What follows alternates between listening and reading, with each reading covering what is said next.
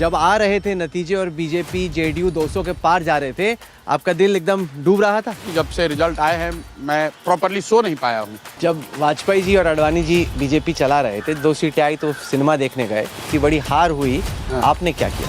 यहाँ घर पे बैठ के रिफ्लेक्ट कर रहा हूँ। एक और जो मुझे लगता है शायद आपसे चूक हुई, जिस पे मैं आपकी राय जानना चाहता हूँ, वो ये कि आप ही ने नीतीश कुमार की तबीयत को अटैक किया। बाकी जो लोग थे, तेजस्वी का मैंने इंटरव्यू किया, वो कहते देखिए हमारे कल्चर में नहीं है बड़े लोगों को हेल्थ को लेकर अटैक करना। मैं आपको फिर से कैमरे पे दूर आ देता हूँ। मैं अभी भी नीतीश कुमार जी मानसिक और शारीरिक तौर पर स्वस्थ नहीं है, ये कहने में कोई गुरेज नहीं है। नहीं, पर ये बैकफायर कर गया ना।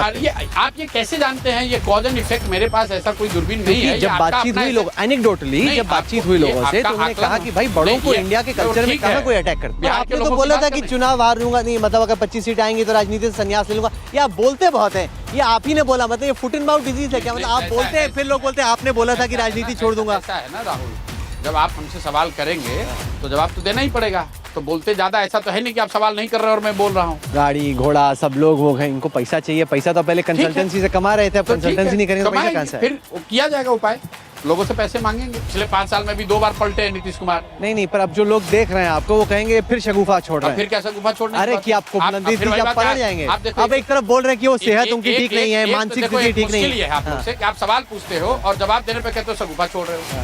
तो या तो आप बोलो कि भाई जवाब दो मत, मैं सवाल पूछूंगा और फिर सवाल ही पूछता रहूंगा। नहीं, आप इंटरव्यू करो ही मत। नहीं, क्योंकि आप आंध्र में भी कंसल्टेंसी कर रहे थे। नहीं, कहीं अभी कोई पिछले 3 साल में कोई कंसल्टिंग वगैरह काम नहीं किया। वो विजय के साथ तो आप कर ही रहे थे भाई। विजय के साथ मैं एक बार मुलाकात मैंने करी थी, कहा था करेंगे और ये तय किया था कि नवंबर के बाद करेंगे, जब बिहार से फ्री हो जाएंगे।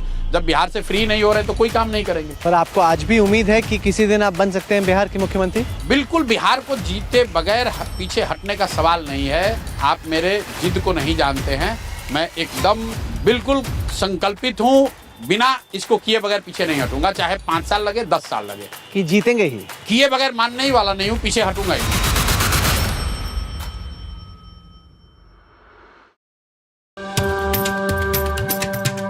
Namaste India. As you all know, I've been traveling around the world with my music. But this one is truly special. Something that's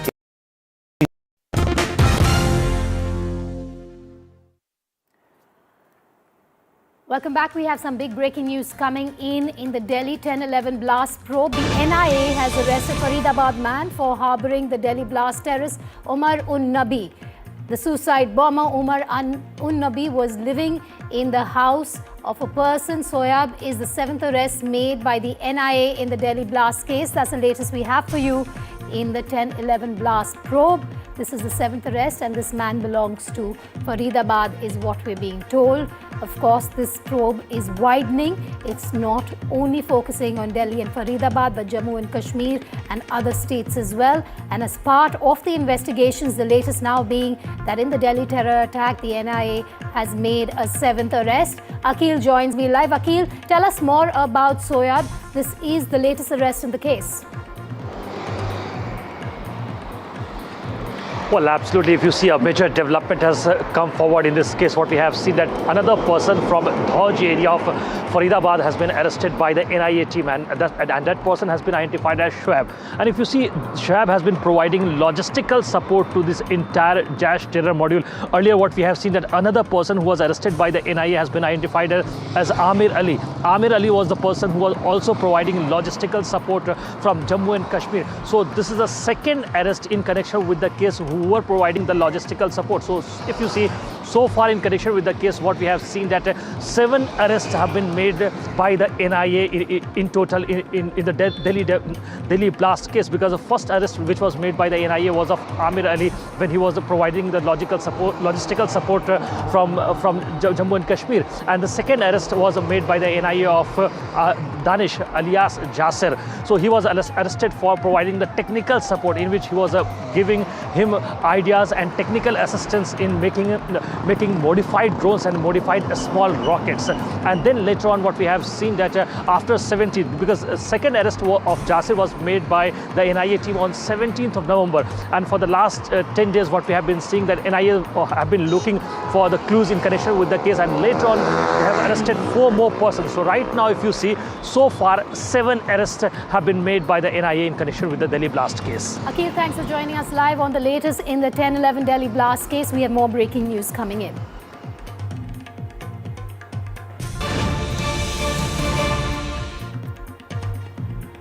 As you all know, it's Constitution Day today, but there are 3 leaders from opposition parties that have taken on the government and made comments. Rahul Gandhi, Mamata Banerjee and Stalin, they've all trained their guns on the centre. Rahul Gandhi has said, we'll stand up against attack on Constitution. Mamata claims that federalism is being bulldozed. Mamata Banerjee also says secularism is in an endangered situation. Meanwhile, Stalin has said, we'll defend Dr. Ambedkar's vision and federalism. I want to now also take you through what these leaders have said independently, their statements. Let's start with leader of opposition, Rahul Gandhi, who will also be at Parliament in a short while from now, where you will have the 76th Constitution Day being commemorated. Rahul Gandhi has said, and let me bring to you what he has said, the Constitution of India is not just a book, it is a sacred promise made to every citizen of the country, a promise that no matter what religion or caste one belongs to, whichever region one comes from, whatever language one speaks, whether poor or rich, one will receive equality, respect and justice. The Constitution is a protective shield for the poor and the deprived. It is their strength and it is the voice of every citizen. And then he goes on to say that protecting the Constitution is my duty and I will stand first in front of every assault on it. That's Rahul Gandhi. Now let's bring to you what Mamata Banerjee, West Bengal Chief Minister and TMC Chief, has said. She's taken on the centre, saying on this sacred day, we reaffirm our commitment to the core democratic values enshrined in our Constitution and commit to vigilantly safeguard the sacred principles that define and sustain us as a nation. Now, when democracy is at stake, when secularism is in an endangered situation, when federalism is being bulldozed, at this critical time, we must protect the valuable guidance that a constitution provides. So that's Mamata Banerjee. Now let's bring you what Tamil Nadu Chief Minister M.K. Stalin has said. He has said, and I'm going to quote him here, India belongs to all, not one ideology. He vowed to resist any attempt to shrink Ambedkar's vision, protect true federalism, defend linguistic and cultural diversity, and safeguard the republic from forces threatening equality and secularism. So you have those 3 leaders from opposition parties who have taken on the centre. Himanshu joining me live. 3 big voices from the opposition party. Himanshu coming out on a day and moments away from the President of India as well as the government commemorating Constitution Day.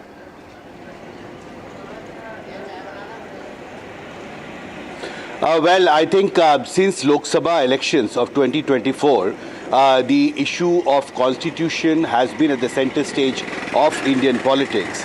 And on the day when we hear these voices from the opposition ranks, Prime Minister Modi has written a letter to the citizens of India in which he has made 3 very important points.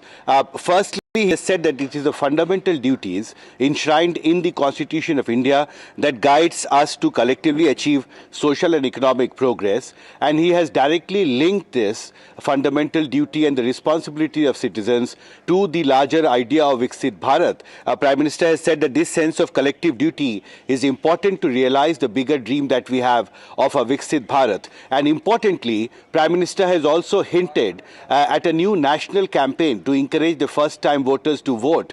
Prime Minister has said that we should organize special ceremonies every 26th November in schools and colleges to celebrate those youngsters who are turning 18 years, to encourage them to take part in the electoral process. So we see this political discourse again moving forward. What started in 2024 Lok Sabha elections, that debate now seems to be moving forward on the day India is celebrating the 76th Constitution Day. That's right. Himanshu, thanks for joining me live there. I'm also joined by Aishwarya in a moment from now. But before that, let's just tell our viewers what's lined up for the next 40 to 45 minutes.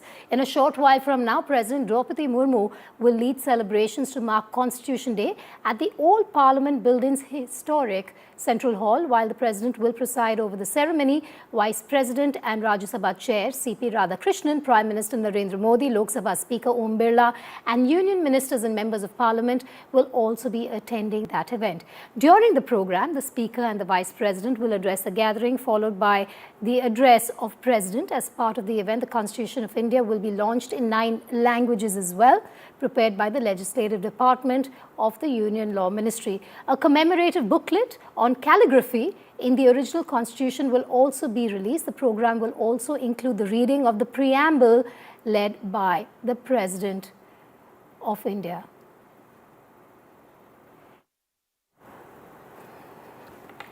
All right, we're going to get a reporter to you in a moment from now. But before that, we've also been talking about what the opposition is saying. And DMK's Mr. Dharan is joining me on the phone line. Sir, you have Mr. Stalin coming out and questioning how the Constitution is being viewed or perceived by the centre at this point. Your comment? Absolutely. We stand with the Honorable Chief Minister of Tamil Nadu and my party leader. As the DMK, we echo resolute stand on Constitution Day to protect Ambedkarji's visionary ideals from divisive forces. Upholding federalism and core values of justice, liberty, and equality and fraternity is our unwavering commitment. Together, we want to defend our republic from divisive forces. Right? Having said, India is coming together federalism in which states are following different languages, culture, following different religions. That exist. So the BJP's idea is to create one area, that is one language, one religion, one culture, one food, one clothes, etc. This oneness does not work for India. India is a pluralistic land, wherein we require more federalism. More federalism means does not mean destruction of countries. More uniformity does not mean more unity. In fact, more diversity means more unity. India, that's why we call it, right? More diverse, unity in diversity. That's what India stands for. So, someone who does a country belong to? Because someone is of different faith and the majority does not mean they are lesser Indians. Everyone is equal Indian. That has been the pillar of India for the last 2,500 years. People of different culture, religion, language have coexisted here in harmony, and we want to uphold it. Right. So why should one state be given more advantage than the other, or why should Delhi rule all the states? The states should make their own decisions. States should uphold their cultural values, the languages, and so on and so forth. All right. And I think this is what my chief minister said. That is the vision of the founders of India. In fact, many people in the RSS also echoed the same thing, that India is not oneness. It is pluralistic. All right, Mr. Dharan, thank you for joining us there. You have the DMK coming out and saying that they will resist any attempt to shrink Dr. Ambedkar's vision, and they've gone on to say that it's time to protect true federalism, defend linguistic and cultural diversity. But right now, I also want to bring to you the letter written by Prime Minister Narendra Modi to the people of India. Let's tell you what he has said in that letter. Prime Minister writing to the people has said the Constitution empowered countless citizens. Then he goes on to say that the Constitution motivates us in pursuit of Viksit Bharat. He then goes on to say utmost importance to human dignity, equality and liberty also is part of what the Constitution says. Constitution reminds us of our duties as citizens, reiterate commitment to strengthening the Constitution. This comment coming at a time when you just heard from opposition leaders. 26 November, a day of immense pride, power of Constitution that enable person like me. He talks about the first time when he went into Parliament as Prime Minister after being elected for the first time, and then he recalls efforts of Dr. Babasaheb Ambedkar as well in that letter. Several distinguished women have also contributed, is what Prime Minister Narendra Modi goes on to say. He penned this letter to citizens, and he has gone on to talk about how the Constitution empowers the citizens of India. The birth anniversary of Vallabhbhai Patel and Birsa Munda. Patel's conviction made us act against Article 370 and Article 35A. And the Constitution is in full force in Jammu and Kashmir. Constitution's 60 years were not celebrated in 2010. Of course, that is also a dig at the UPA. But let's also bring to you what Amit Shah has said, the Home Minister of India, who is also commemorating Constitution Day. He has said the Constitution of India, the world's largest democracy, provides every citizen with equal opportunities, a life of dignity, national duties, thereby paving the way for strong nation building. He goes on to say Prime Minister Narendra Modi has initiated Constitution Day and worked to make the citizens more aware of democratic values. Aishwarya will be tracking all that's happening inside Parliament all morning today. Good morning, Aishwarya. Let's start with what's on the agenda. In moments from now, we're going to see the President of India as well as the Prime Minister enter the Central Hall of the old Parliament. What's lined up? Let's start with that.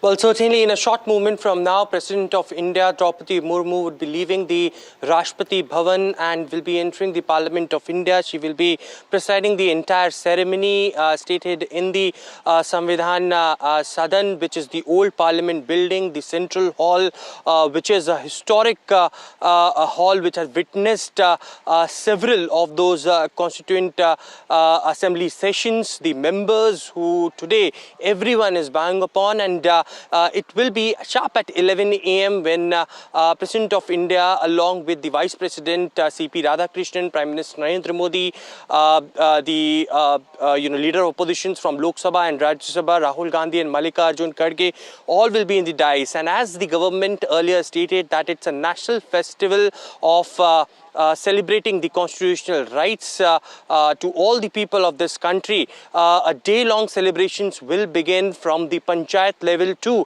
the parliament level, where President of India will also unveil the constitutional copy, the digital copies, in fact, in 9 languages. It will be a booklet that will be also released by President of India today. It's a 40 minutes program that is scheduled at the Parliament, but as government stated that there would be debates, exhibitions, short films, different seminars that would be held from panchayat level to the Parliament level all across the country. So a nationwide a national festival that has been declared on the 76th anniversary of the Constitution. Of course, we are witnessing the politics around it, but the government clearly believes that it is the constitutional rights that upholds the integrity of the country, and therefore the reason perhaps every Indian should celebrate Constitution Day.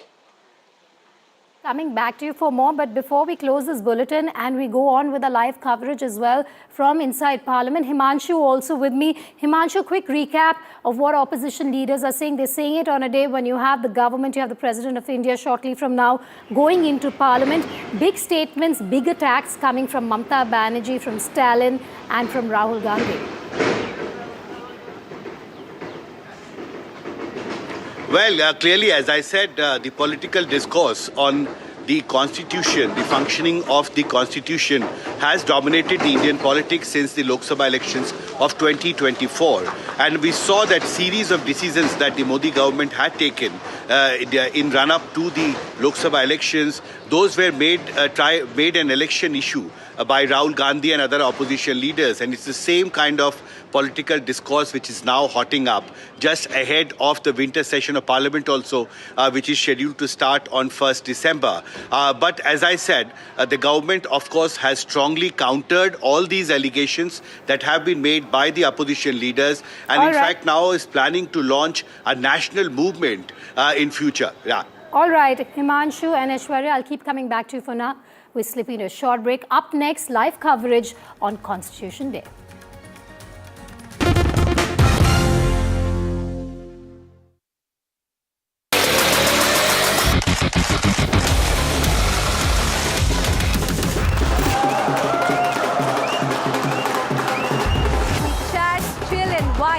With the original game changer, the one and only, your ये हनी सिंह बनने के पीछे की आपकी कहानी, ये नाम कैसे पड़ा?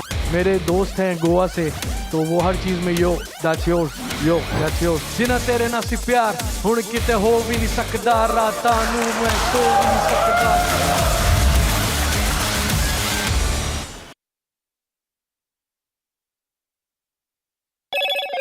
Hello, Moto. Motorola, India's leading AI smartphone brand. Motorola Edge 60 Pro. Grab Motorola Edge 60 Pro today.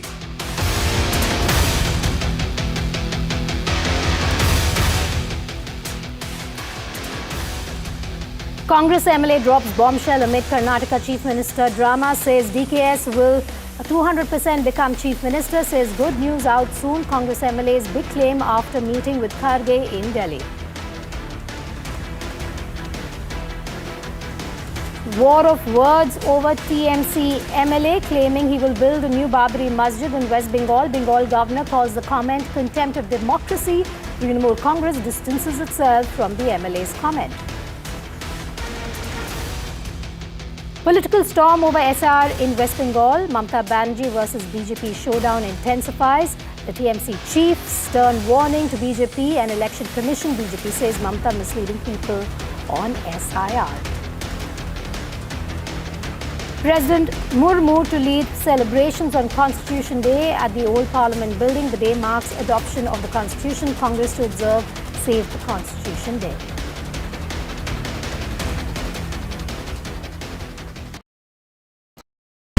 I don't sugarcoat. I shoot straight and tell you stories the way they need to be told. Unfiltered, unafraid, unmissable. That's how I roll. Watch me, Priyanka Deo, on NDTV World. Namaste. Other opposition parties. They argue, I conclude. They deflect, I drill down.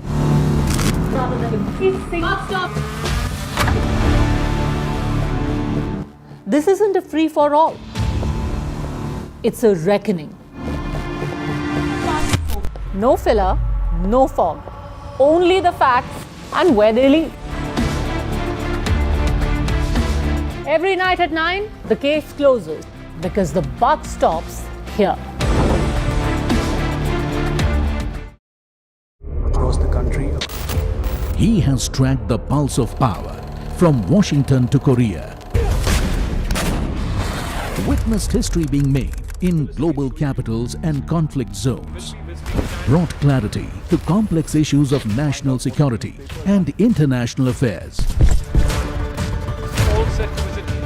Aditya Raj Kaul, covering international affairs like no one else, only on NDTV network. What seems settled for me is unfinished business. So I rewind, I pause, I reflect, I dig until what's buried stands up to be counted. Breaking ground, not just headlines, the meaning behind them.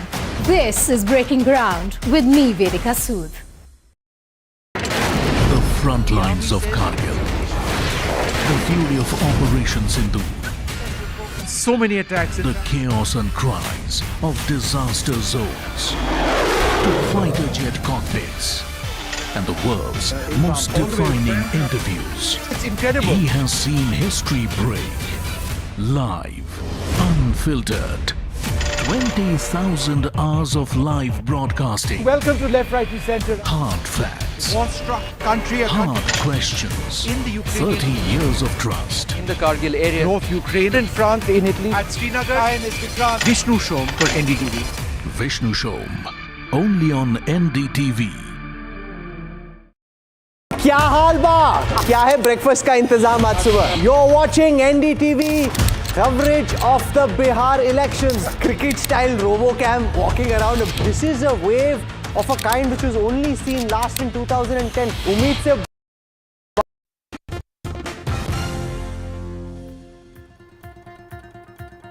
Good morning. You're watching NDTV. I'm Vedika Sood, and here are the headlines we're tracking at this hour. Prime Minister Narendra Modi pens letter to citizens on Constitution Day, says Constitution empowered countless citizens. And moments from now, we will bring you live coverage of the commemoration of Constitution Day inside Parliament.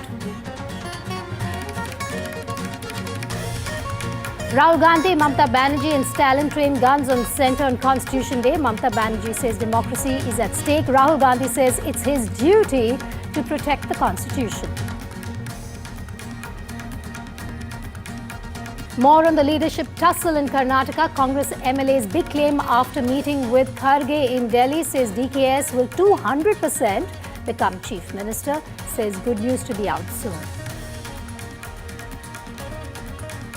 War of words over Trinamool Congress MLA claiming he will build new Babri Masjid in West Bengal. Bengal governor calls the comment contempt of democracy. Trinamool Congress distances itself from the MLA's remark. And national level basketball player Hardik dies after pole falls on his chest during practice. This is nothing but murder by negligence, is the call by former athletes.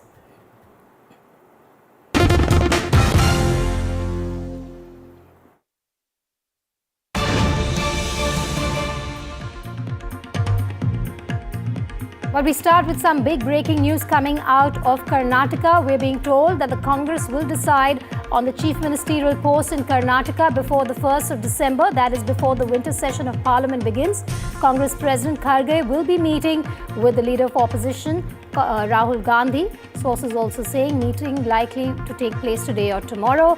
Siddaramaiah and DK Sivakumar are likely to be called to the national capital, and they could be called sometime on the 28th or 29th of this month. Sources also saying that Kharge is concerned over the public statements that are being made by both camps continuously, be it DK Sivakumar's camp or Siddaramaiah's camp. Sources also telling NDTV that there is clarity that is expected before the 1st of December. Veera is joining me live. Veera, important developments. We're now hearing that a decision on who will be Chief Minister, whether Siddaramaiah will stay Chief Minister or the DKS camp will have their way, will be decided before the 1st of December. That's when the winter session of Parliament begins. What can you share with us? That's right, Vedika. Look, the fact is that there have been multiple public statements made by different MLAs of different camps. It's pretty clear the posture as far as the Siddaramaiah camp is concerned. They want the status quo to play out till at least March. That's the next budget in Karnataka. The DKS camp wants a categorical assurance or an indication of the road ahead in terms of transition of power. There's also the talk of cabinet reshuffle that's been going on, and it's deeply embarrassing for the party. You remember that the Congress president was in Bangalore. He had met with both the leaders. He had met with multiple MLAs. He's back in Delhi. We learn that the Congress wants to send out a clear message, at least from different camps. That's the sense that we're getting, that before Parliament session begins, winter session begins on the 1st of December, there has to be some kind of categorical clarity, and they cannot allow this kind of confusion to play out in Karnataka endlessly. So that's number one. So we believe, according to sources, that there is likely to be a meeting between the Congress President Mallikarjun Kharge and Rahul Gandhi, because remember, the final decision has to be taken by the High Command. What this decision is going to be, how it's going to play out, is still in the works. We believe that there is a possibility that DK Shivakumar and Siddaramaiah could be asked to come to Delhi and have a meeting, so that there is clarity after that with all on board on what's ahead, whether it's going to be status quo till whatever period of time, is there going to be a transition plan? Because one question that's been raised repeatedly is it time for the High Command to categorically reassert what the road ahead is going to be? Because if you see, Vedika, it's Siddaramaiah who's been saying clearly that I'm going to stay Chief Minister for the full term, or I'm going to present the next budget. There's been no such comment made from the High Command categorically. Neither has there been a command refusing or a categorical statement refuting the claims that there has been talk of a leadership change. DK Shivakumar even saying 5 or 6 people are the ones who are closely aware of the power transition agreement that was reached upon in 2023 when he took charge as Deputy Chief Minister and Siddaramaiah became Chief Minister. So I think there is a sense that the High Command needs to step in and give out categorical clarity, and we believe that before the parliament session begins, there could be that kind of clarity, which cannot happen without Rahul Gandhi's involvement. And now we know what the High Command term means, because you had Kharge talking about it, saying the High Command will take a decision. But Veera, you have Rahul Gandhi who is going to bite the bullet over this entire drama that has been unfolding for weeks in Karnataka. But the perception going out is a worry, what sources are telling us, according to Kharge as well. And why not, given that you have a chief minister, a deputy chief minister, and then you have this entire fiasco in two camps? It's a huge dilemma for the Congress party that's been battered already in Bihar. Well, look, to be fair, it's part of the political power play. When you have the kind of numbers you have, you're obviously going to have multiple aspirants for the chief minister's Veera, I post. apologize. I will have to cut you out there, because we're now going to go directly to Parliament, where Narendra Modi, Prime Minister, has reached Parliament, is what we're being told. In moments from now, the commemoration of the 76th anniversary of Constitution Day is going to begin. You're going to have the Lok Sabha Speaker, you're going to have the Vice President of India, as well as the President of India speaking in moments from now. It is going to be about 45 minutes to an hour-long commemoration ceremony. Prime Minister Narendra Modi also in Parliament. Aishwarya is going to join me in a moment from now, but the President will be arriving in the Central Hall shortly, after which there will be a national anthem, and then there will be remarks by the Speaker of the Lok Sabha, followed by remarks by the Vice President. I have Aishwarya joining me live at this point. Aishwarya, just take us through what we're going to expect over the next 1 hour. We're getting those live visuals from inside Parliament. All these leaders, be it the Prime Minister of India, the President of India, the Vice President of India, the Speaker, all of them are going to be a part of that ceremony today. And we're also going to see the Constitution of India, 9 languages being released today. Take us through what we should be expecting.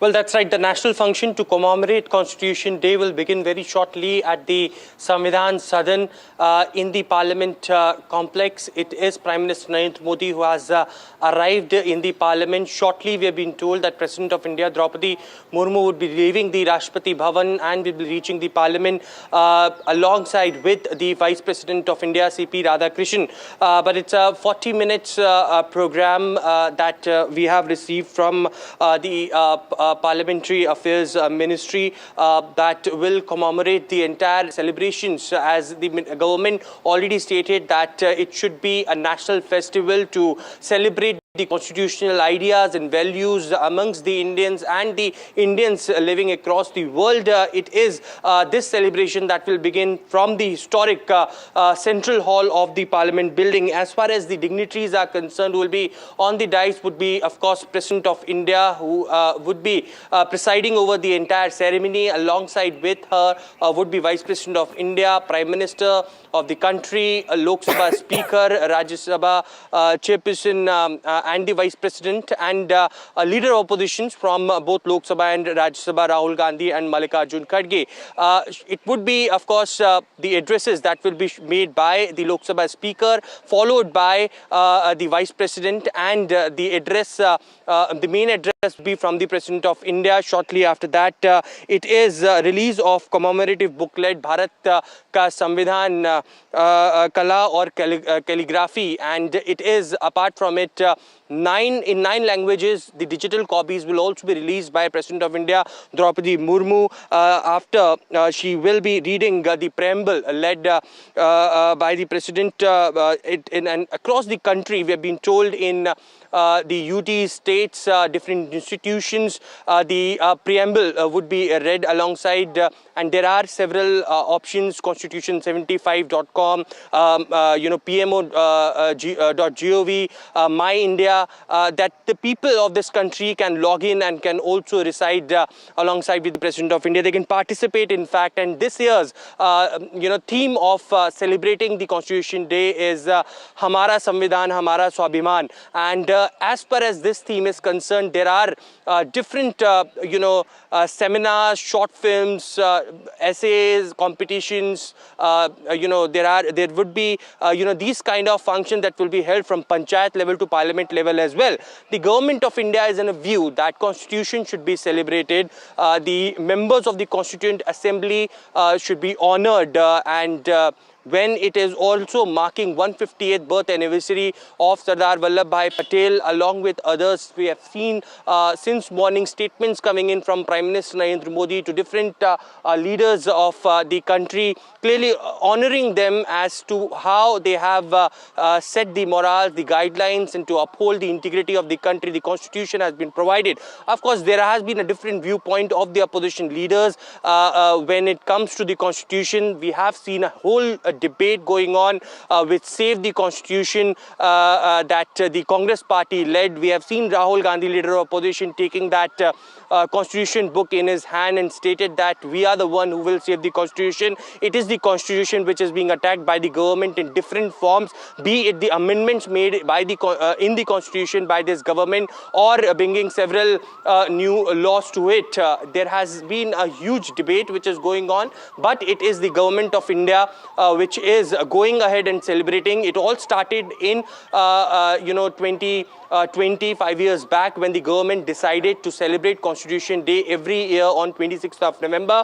And Prime Minister, while writing this letter to citizens of India, also mentioned how, in 2014, when Narendra Modi came to the parliament, he bowed down in front of the Parliament of India. In 2019, when he was re-elected, he put his forehead in front of the Constitution, the Central Hall.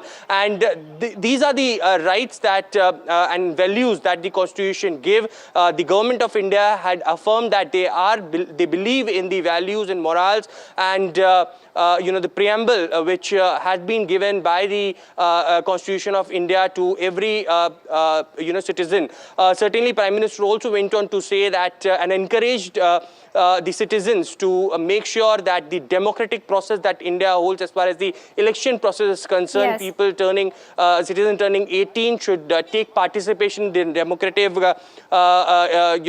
festivals as well. And it is the India going ahead to make sure that Viksit Bharat is the mission. Every Indian should contribute to that as well. So a very heartfelt message that Prime Minister wrote in a letter to all the citizens of India on the day of Constitution. Very short movement from now. What I can see from here is that the entire route had been blocked because President of India, Draupadi Murmu, will be shortly leaving from Rashtrapati Bhavan to reach the Parliament of India.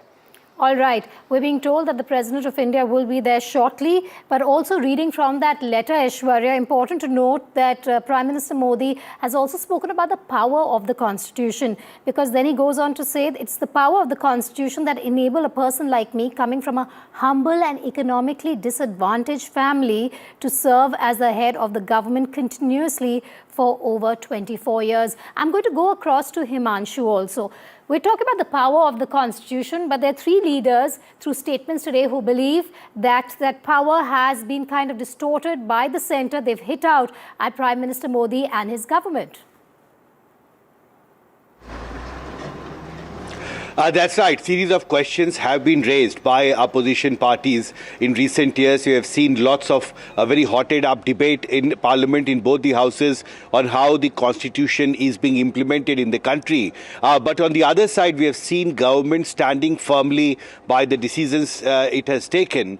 And today, importantly, in the letter that Prime Minister Modi has written to citizens, he has reminded every citizen of the country that there are fundamental duties enshrined in the Constitution, and every citizen has a right to not only exercise those powers but also perform their duties. And he has tried to link this with the larger goal of a Viksit Bharat. And I briefly quote what the Prime Minister has said. He has said that fundamental duties guide us how to collectively achieve social and economic progress. this sense of collective duty is important to realize the dream of Viksit Bharat, and Constitution gives us the right to vote too. And in this context, for the first time, Prime Minister Modi has hinted at the Government of India's larger plan to organize special ceremonies in colleges and schools in future on 26th November, the Constitution Day. The idea is to encourage the first-time voters, students who have turned 18, and they also have a right in shaping up the future of India to make India a Viksit Bharat. So that is one very important indication that has come in the Prime Minister's letter to citizens of India, that in future, Government of India will be organizing special ceremonies in hundreds and thousands of schools and colleges. And the larger idea is to encourage the youth. Viewers, what you're seeing there is Prime Minister Narendra Modi, who has received a warm welcome going up to the book, the Constitution Book of India, and he all right, we're going to get you live visuals as well from inside the hall right now. I believe the President of India is entering shortly, is what we are being told. But Himanshu, go ahead. We were talking about what the Prime Minister has said in that letter. It's a very long letter, in fact. Somewhere down the line, he's also taken a dig, Himanshu, at the UPA government, talking about 2010 and how the Constitution Day would not be commemorated on a large scale at that point. That's right. He has said that when he was Chief Minister of Gujarat, he was shocked and surprised that there was no celebration planned at the national level to celebrate Constitution Day. And he said that on an elephant, the Constitution was put, and he himself and senior ministers and senior leaders in Gujarat Assembly had taken part in a Constitution Gaurav Yatra. That's an idea, that's an indication that Prime Minister Modi, even when he was Chief Minister of Gujarat, always wanted that there should be a national movement, a national campaign to strengthen the ideals of Constitution. And in that context, he said that he was very surprised. Right now, we're seeing the President of India also enter Parliament, the Central Hall. She is going to be the main key figure. She will be also making an address along with the Lok Sabha Speaker as well as the Vice President of India.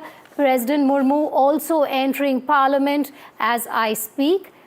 In moments from now, she will also be addressing the people at the Central Hall. You have the Home Minister, the Defence Minister already in the hall there. President Murmu moments away from entering the Central Hall. I have Aishwarya also joining me live. Aishwarya, a big day for the Modi government today. We're going to expect key speeches from three figures in moments from now.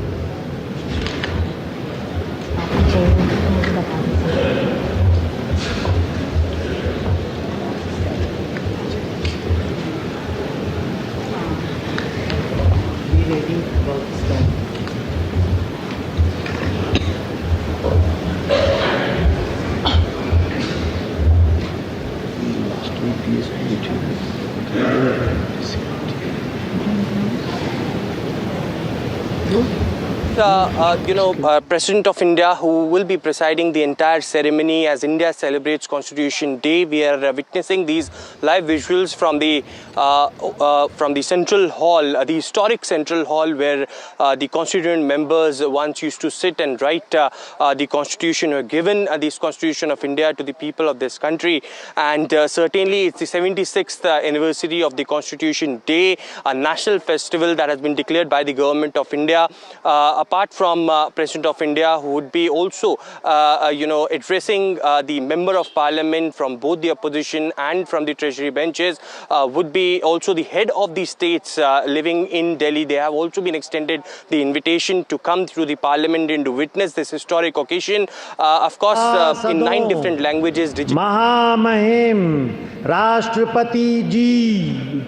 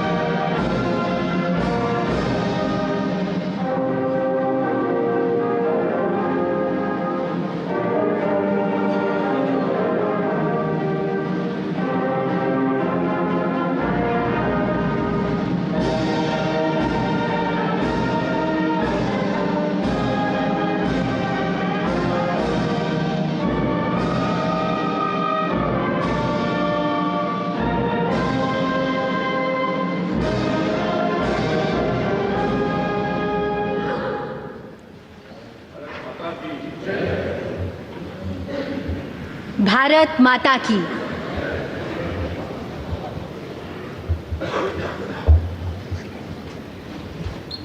छब्बीस नवंबर 1949 ईस्वी मिति मार्गशीर्ष शुक्ल सप्तमी संवत 2006 विक्रमी को एतत् द्वारा संविधान को अंगीकृत, अधिनियमित और आत्मार्पित किया गया।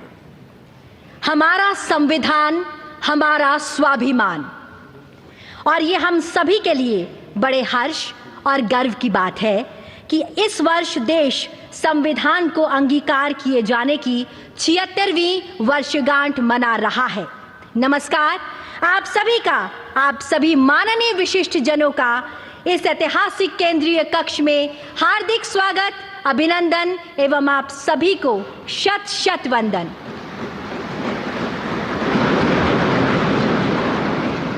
इस कार्यक्रम का शुभारंभ करने हेतु मेरा सादर अनुरोध माननीय लोकसभा अध्यक्ष श्री ओम बिरला जी से कि आप मान्यवर कृपया स्वागत संबोधन प्रस्तुत करने की कृपा करें।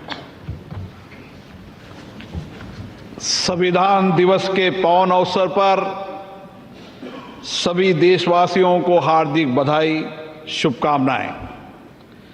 इस पावन अवसर पर आज हम भारत की संविधान सभा के अध्यक्ष डॉक्टर राजेंद्र प्रसाद जी, हमारे संविधान के शिल्पकार बाबा साहब डॉक्टर भीमराव अंबेडकर जी एवं संविधान सभा के सभी मान्य सदस्यों का आदरपूर्वक नमन करते हैं। उनके अद्भुत ज्ञान, विवेक, दूरदृष्टि और अथक परिश्रम से ही ऐसा महान संविधान मिला जो में न्याय, समानता, बंधुत्व और हर नागरिक के सम्मान और गरिमा की गारंटी देता है। इस अवसर पर पधारे हमारे माननीय राष्ट्रपति महोदय जी, माननीय उपराष्ट्रपति जी, माननीय प्रधानमंत्री जी, राज्यसभा में सदन के नेता, माननीय संसदीय कार्य मंत्री, राज्यसभा में सदन के प्रतिपक्ष नेता, लोकसभा में नेता प्रतिपक्ष, राज्यसभा के उपसभापति, माननीय मंत्रीगण, सभी दल के नेतागण, माननीय सदस्यगण, अतिथियों, आप सभी का इस ऐतिहासिक संविधान सदन में हार्दिक स्वागत, अभिनंदन। संविधान सभा का ये केंद्रीय कक्ष वो पवित्र स्थान है जहां गहन चर्चा, संवाद एवं विचार मंथन के बाद हमारे संविधान को आकार दिया गया। जनता की आकांक्षाओं को संवैधानिक प्रावधानों में लिपिबद्ध किया गया। संविधान के मार्गदर्शन में पिछले 7 दशक से अधिक के कालखंड में हमने नीतियों और कानून बनाए और सामाजिक न्याय और समावेशी विकास के लक्ष्य प्राप्त किए। हमने अपने संविधान के मार्गदर्शन में हमने सुशासन और सामाजिक आर्थिक विकास की एक परिवर्तनकारी यात्रा तय की है। भारत विश्व का सबसे जीवंत और सफल लोकतंत्र माना जाता है। हमारा संविधान का गौरव है और हमारे संविधान की प्रस्तावना में लिखित शब्द हम भारत के लोग, हमारी सामूहिक शक्ति, राष्ट्रीय एकता और जन कल्याण के लक्ष्य की सशक्त अभिव्यक्ति है। आज हम सभी का सामूहिक लक्ष्य है वर्ष 2047 तक भारत को विकसित राष्ट्र बनाने का, और ये लक्ष्य तभी पूर्ण होगा जब हम अपने जीवन में संविधान के मूल्यों और आदर्शों को अपनाएंगे। आइए आज इस पावन दिवस पर हम अपने इस संकल्प को दृढ़ करें कि संविधान के मूल्यों एवं आदर्शों को आत्मसात करेंगे और हमारा निर्णय राष्ट्र हित को सर्वोपरि होगा। अपने कर्तव्यों और दायित्वों को निभाते हुए आने वाली पीढ़ियों के लिए हम एक ऐसे भारत का निर्माण करेंगे जो विकास, न्याय, एकता, बंधुता और मानवीय गरिमा की मिसाल हो। और इसी भावना के साथ मैं सभी उपस्थित अतिथियों का धन्यवाद व्यक्त करता हूं। जय हिंद। बहुत बहुत धन्यवाद मान्यवर। And now I request honourable vice president of India and Chairman Rajya Sabha, Shri C.P. Radhakrishnan ji, to kindly address the distinguished gathering. தாயின் அன்பாய், தந்தையின் அறிவாய், குருவின் ஒளியாய், தாயாய் தந்தையாய் குருவாய் தெய்வமாய் நாம் அனுதினமும் வழிபடுகின்ற புனித பாரத அன்னையின் பொற்பாதங்களை முதற்கண் பணிந்து வணங்கி, I touch and salute the holy feet of Bharata Mata, the most powerful and the most merciful. Honorable President of India, Srimati Draupadi Murmu ji, Honorable Prime Minister of India, Sriman Narendra Modi ji, Honorable Speaker Lok Sabha, Sriman Om Birla ji, Honorable Union Ministers, Honorable Leaders of the Opposition of both houses, Honorable Deputy Chairman Rajya Sabha, distinguished members of Parliament, Bhai Begno, sabko namaskar. On this great day in 1949, our holy constitution was adopted by the Constituent Assembly of Independent Bharat. I extend my warm greetings to all my beloved Bharat Vasis. Since 2015, we have started observing 26th November as the Constitution Day every year, Samvidhan Divas. Now it has become the pride celebration of every Indian. Our great extraordinary leaders like Baba Saheb, Dr. Bhim Rao Ambedkar ji, Dr. Rajendra Prasad ji, Sri N. Gopalaswamy Iyengar, and Sri Alladi Krishnaswamy Iyer ji, Sri K.M. Munshi ji, Durga Boy, Deshmukh ji, and other great leaders made this constitution in such a way in its every page we see the soul of our nation. Our constitution was drafted, debated, and adopted by our outstanding tall leaders of Mother Bharat in the Constituent Assembly. It embodies the collective wisdom, sacrifice, and the dreams of millions of our countrymen who fought for freedom. The great scholars, drafting committee, and the members of the Constituent Assembly gave insightful thoughts to fulfill the hopes and aspirations of crores and crores of Indians. Their selfless contribution make Bharat as the largest democracy in the world today. Our constitution was born out of intellect and lived experience, sacrifices, hopes and aspirations. The soul of our constitution has proved that Bharat is one and it will be one forever.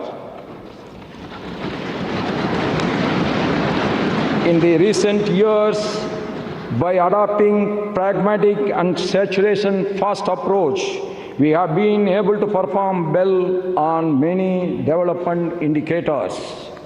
From nowhere, we are now the fourth largest economy of the world, and very soon we are going to be the third largest economy of the world.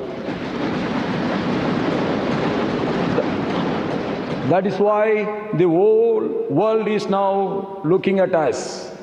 25 crore brothers and sisters of India have been liberated from poverty in the last 10 years. This is a historical monument achievement never seen in the human history ever before.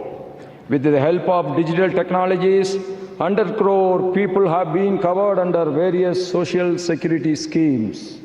We have made the impossible possible. This year, we commemorated the 150th birth anniversaries of Sardar Vallabhbhai Patel ji, Bhagwan Birsa Munda ji, and also the 150th year celebrations of our patriotic national song, Vande Mataram. The pain and the sacrifice of our freedom fighters inspired us, and it will continue to inspire generations to come. The selfless struggle for independence fosters the spirit of patriotism, pride and loyalty in the young minds of India. The whole world is now celebrating democracy, but democracy is not a new concept to our Mother Bharat. History reveals that democracy has been existing in the places like Vaishali in the north and the Chola rulers adopted Kudavolai in the south. That makes us proud to call Bharat as the mother of democracy. No democracy can survive without the consciousness contribution of the citizens. In our Mother Bharat, every citizen, whether he or she, rich or poor, always contribute to strengthen the democracy.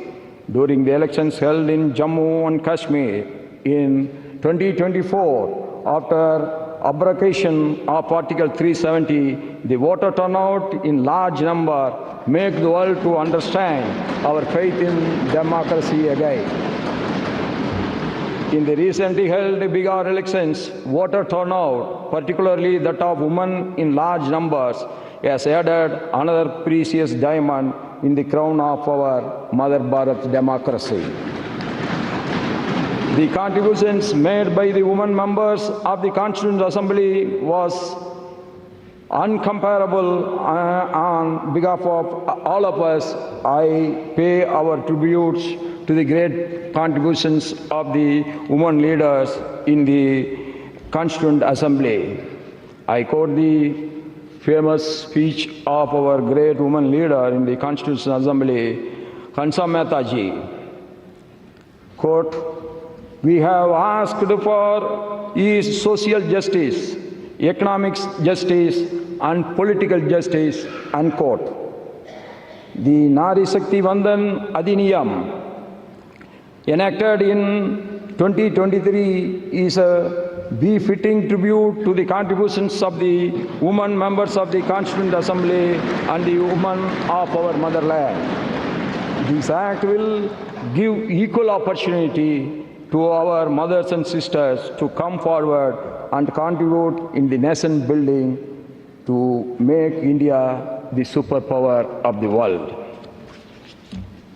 As the governor of states of Jharkhand, Maharashtra and Telangana, I had the privilege of interacting with the tribal communities. No one can forget the significant role and sacrifice of the tribal community and our tribal leaders in the freedom movement, yes, also in the Constituent Assembly. It is a matter of pride that since 2021, we have started to commemorate the Janjadiya Gaurav Divas, to remember the great sacrifice and recognize their struggles of our tribal leaders and community in the movement to liberate India from the colonial rule. Our Constitution reflects our strong commitments towards social justice and economic empowerment of scheduled caste, scheduled tribe, backward classes, and the other weaker sections of the society. We all are proud of our Constitution. Yes, it carries the inclusive spirit. The ideals of justice, liberty, equality, and fraternity in the preamble ensure that every citizen, regardless of caste, creed, gender, language, region, or religion, has the rightful place in Bharat. The members of the Constituent Assembly debated and discussed over a period of 2 years, 11 months, and 17 days with one common goal: to create a landmark constitution for our motherland. In the same spirit of our constitution makers, we all should now work together towards the goal of Viksit Bharat during this Amrit Kal. In the globally changing economic and socio-political scenario, we all must be ready for reforms in many spheres. Electoral reforms, social reforms, judicial reforms, and financial reforms are very, very important. One nation, one tax, GST has added to the prosperity of the people and also ease of doing business. One nation, one tax, GST paved the way for removing complicated multi-tax system and also in removing the check posts all over the country overnight. This proved that the government had a lot of faith in common man. Similarly, our Jandan Aadhaar mobile JAM have added to ease of living for crores of our Indian citizens. Direct benefit transfer, DBT, has ensured that the benefits reach the last citizen living in the remote corner of the country directly. No one is in between the government and the beneficiary. We all must use this modern science and technology with a constructive mind to achieve the ambitious goal of Viksit Bharat. No country can be made great just like that without the contribution of the people. We all have to perform our respective roles with duty consciousness. As people's representatives, it is our prime duty, be in the parliament or in the state legislators or in the local bodies, to adopt dialogue, debate, and discussion to serve the people's rightful aspirations. The greatest tribute to our magnificent Constitution on this day is to pledge ourselves to live up to the values of the Constitution. Jai Hind, long live Mother Bharat.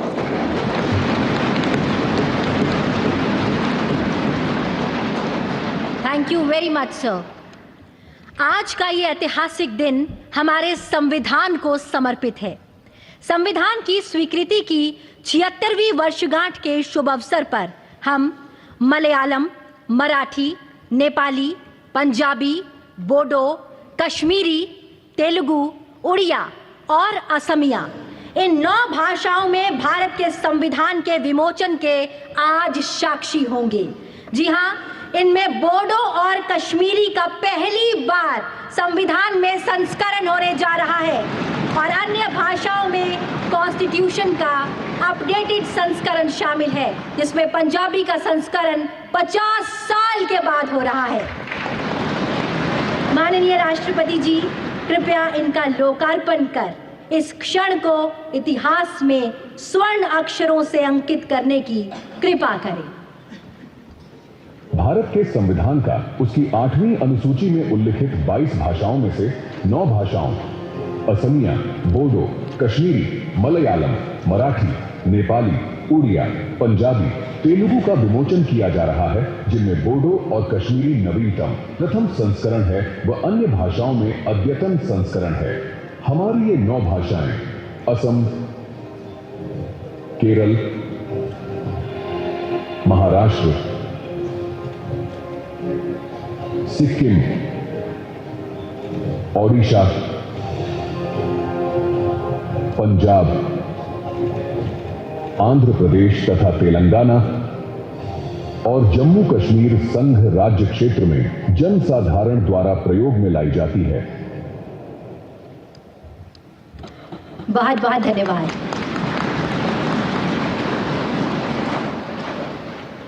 संविधान में अंकित चित्रों से भारत का अंतर्मन झांकता है।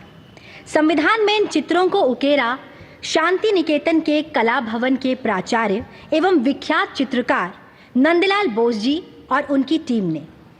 इन्हीं की सुंदर झलक है पुस्तक भारतीय संविधान में कला और कैलीग्राफी।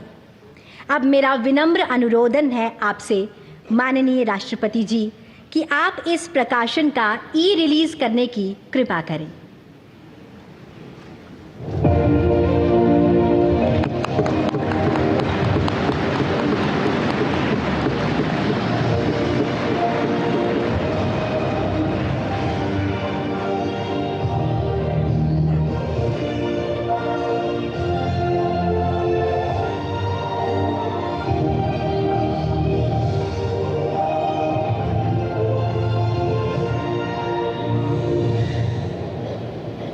बहुत बहुत धन्यवाद।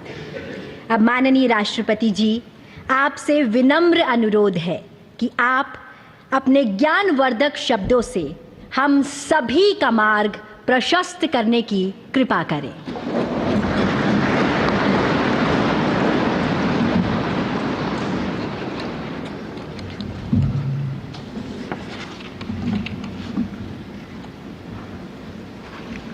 उपराष्ट्रपति श्री सीपी राधाकृष्णन जी, प्रधानमंत्री श्री नरेंद्र मोदी जी, लोकसभा अध्यक्ष श्री ओम बिरला जी, राज्यसभा के उपसभापति श्री हरिवंश जी, राज्यसभा में सदन के नेता श्री जेपी नड्डा जी, राज्यसभा में विपक्ष के नेता श्री मल्लिकार्जुन खड़गे जी, संसदीय कार्य मंत्री श्री किरेन रिजिजू जी, लोकसभा में विपक्ष के नेता श्री राहुल गांधी जी, सभी सांसदगण और प्यारे देशवासियों, संविधान दिवस के ऐतिहासिक अवसर पर आप सबके बीच आकर मुझे हार्दिक प्रसन्नता हो रही है। आज ही के दिन 24 नवंबर 1949 को संविधान सदन के इसी केंद्रीय कक्ष में संविधान सभा के सदस्यों ने भारत के संविधान के निर्माण का कार्य संपन्न किया था। आज ही के दिन उस वर्ष हम भारत के लोगों ने अपने संविधान को अपनाया था। स्वाधीनता के बाद संविधान सभा ने भारत की अंतरिम संसद के रूप में भी कर्तव्य निर्वहन किया। प्रारूप समिति के अध्यक्ष बाबा साहेब डॉक्टर भीमराव अंबेडकर हमारे संविधान के प्रमुख निर्माताओं में से थे। बाबा साहेब की 125वीं जयंती के वर्ष में यानी सन 2015 में 24 नवंबर को प्रतिवर्ष संविधान दिवस के रूप में मनाने का निर्णय लिया गया और निर्णय अत्यंत सार्थक सिद्ध हुआ है। आज के दिन पूरा देश भारतीय लोकतंत्र के आधार हमारे संविधान के प्रति तथा उसके निर्माताओं के प्रति आदर व्यक्त करता है। हम भारत के लोग अपने संविधान के प्रति व्यक्तिगत और सामूहिक स्तर पर आस्था व्यक्त करते हैं। अनेक योजनाओं के माध्यम से देशवासियों को, विशेषकर युवा वर्गों को संवैधानिक आदर्शों से अवगत कराया जाता है। संविधान दिवस से मनाने की परंपरा का शुभारंभ करने और उसे निरंतरता प्रदान करने की जितना भी प्रशंसा की जाए और कम। माननीय सांसदगण संसदीय प्रणाली को अपनाने के पक्ष में संविधान सभा में जो ठोस तर्क दिए गए थे वो आज भी प्रासंगिक है। विश्व के विशालतम लोकतंत्रों में जन आकांक्षाओं को अभिव्यक्त करने वाली भारतीय संसद विश्व के अनेक लोकतंत्र के लिए आज एक उदाहरण के रूप में प्रतिष्ठित है। हमारे संविधान निर्माता चाहते थे कि संविधान के माध्यम से हमारा सामूहिक और व्यक्तिगत स्वाभिमान सुनिश्चित रहे। मुझे ये कहते हुए बहुत प्रसन्नता होती है कि बीते दशक में हमारे संसद ने जन आकांक्षाओं को अभिव्यक्त करने के अत्यंत प्रभावी उदाहरण प्रस्तुत किया है। संविधान निर्माताओं की अपेक्षाओं पर खरा उतरने के लिए मैं आप सभी सांसदों को बहुत बहुत बधाई देती हूँ। साथ ही कृतज्ञ राष्ट्र की ओर से मैं संविधान सभा के परम सम्मानीय सदस्यों की स्मृति में सादर नमन करती हूँ। हमारे संविधान की अंतरात्मा जिन आदर्शों में अभिव्यक्त होती है वो आदर्श है सामाजिक, आर्थिक एवं राजनैतिक न्याय, स्वतंत्रता, समता और बंधुता। मुझे ये देखकर हर्ष होता है कि इन सभी आयामों पर संसद सदस्यों ने संविधान निर्माताओं की परिकल्पनाओं को यथार्थ स्वरूप प्रदान किया है। हमारी संसदीय प्रणाली की सफलता के ठोस प्रमाण के रूप में आज भारत विश्व की तीसरी सबसे बड़ी अर्थव्यवस्था बनने की ओर तेज गति से अग्रसर है। भारत में लगभग 25 करोड़ लोगों के गरीबी की सीमा रेखा से बाहर आने से आर्थिक न्याय के पैमाने पर विश्व की सबसे बड़ी सफलता अर्जित है। हमारे संविधान में सामाजिक न्याय को प्रमुखता दी गई है। सामाजिक न्याय के आदर्शों के अनुरूप समावेशी विकास के प्रयास किए जा रहे हैं। ऐसे अनेक प्रयासों में इकोनॉमिकली वीकर सेक्शंस के लिए शिक्षण संस्थाओं और रोजगार में आरक्षण का प्रावधान करना, दिव्यांगजनों की परिभाषा को विस्तार देते हुए उनके हित में विशेष अधिनियम लागू करना और उसे कार्यरूप देना तथा राष्ट्रीय पिछड़ा वर्ग आयोग को संवैधानिक दर्जा प्रदान करना शामिल है। 3 तलाक से जुड़े सामाजिक कुरीति पर अंकुश लगाकर संसद ने हमारी बहनों बेटियों के सशक्तिकरण और सामाजिक न्याय की दिशा में ऐतिहासिक कदम उठाए हैं। देश के आर्थिक एकीकरण के लिए स्वाधीनता के बाद का सबसे बड़ा टैक्स सुधार गुड्स एंड सर्विसेज टैक्स के रूप में किया गया है। आर्टिकल 370 के प्रावधानों को निरस्त करके देश के समग्र राजनैतिक एकीकरण के मार्ग में बाधक बने हुए अवरोध को दूर किया गया। नारी शक्ति बंधन अधिनियम द्वारा वुमेन लीड डेवलपमेंट के एक नए युग आरंभ होगा। नारी शक्ति अर्थात मातृशक्ति के बंधन का हमारे संस्कृति में अत्यंत महत्वपूर्ण स्थान रहा है। इस वर्ष 7 नवंबर से हमारा राष्ट्रगीत वंदे मातरम की रचना के 150 वर्षों पूरी होने के उपलक्ष्य में देशव्यापी स्मरण उत्सव मनाया जा रहा है। ये स्मरण उत्सव भारत माता को समृद्ध, सशक्त और आत्मनिर्भर बनाने का संकल्प का अवसर है। मुझे विश्वास है कि इस राष्ट्रीय संकल्प की सिद्धि के लिए आप सभी सदस्यगण देशवासियों को दिशा और प्रेरणा प्रदान करेंगे। हमारा संविधान हमारी राष्ट्रीय अस्मिता का ग्रंथ है। ये हमारी राष्ट्रीय पहचान का ग्रंथ है। ये कॉलोनियल माइंडसेट का परित्याग करके नेशनलिस्ट माइंडसेट के साथ देश को आगे बढ़ाने की मार्गदर्शक ग्रंथ है। इसी भावना के अनुरूप सामाजिक और तकनीकी बदलाव को ध्यान में रखते हुए क्रिमिनल जस्टिस सिस्टम से जुड़े महत्वपूर्ण अधिनियम लागू किए गए। दंड के स्थान पर न्याय की भावना पर आधारित भारतीय न्याय संहिता, भारतीय नागरिक सुरक्षा संहिता और भारतीय साक्ष्य अधिनियम को लागू किया गया है। ऐसे अनेक प्रगतिशील वैधानिक को सार्थक विमर्श के बाद पारित करने के लिए मैं संसद सदस्यों की मुक्त कंठ से सराहना करती हूँ।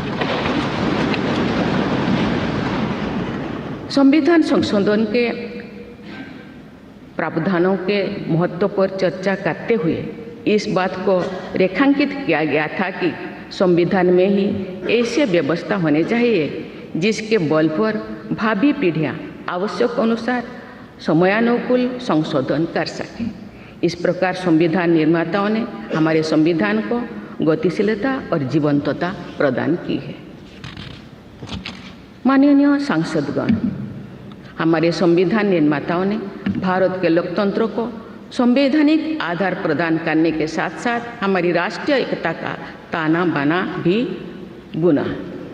संविधान निर्माण में अग्रणी भूमिका निभाने के साथ साथ सरदार पटेल ने अनेक रियासतों के विलय का महान कार्य करके भारत की एकता को नया स्वरूप दिया।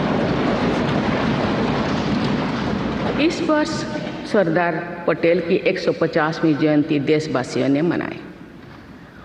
उनकी 150वीं जयंती के उपलक्ष्य में पिछले वर्ष से आगामी वर्ष तक चलने वाले कार्यक्रम के माध्यम से देशवासी राष्ट्रीय एकता तथा गौरव की आदर्शों से जुड़ेंगे।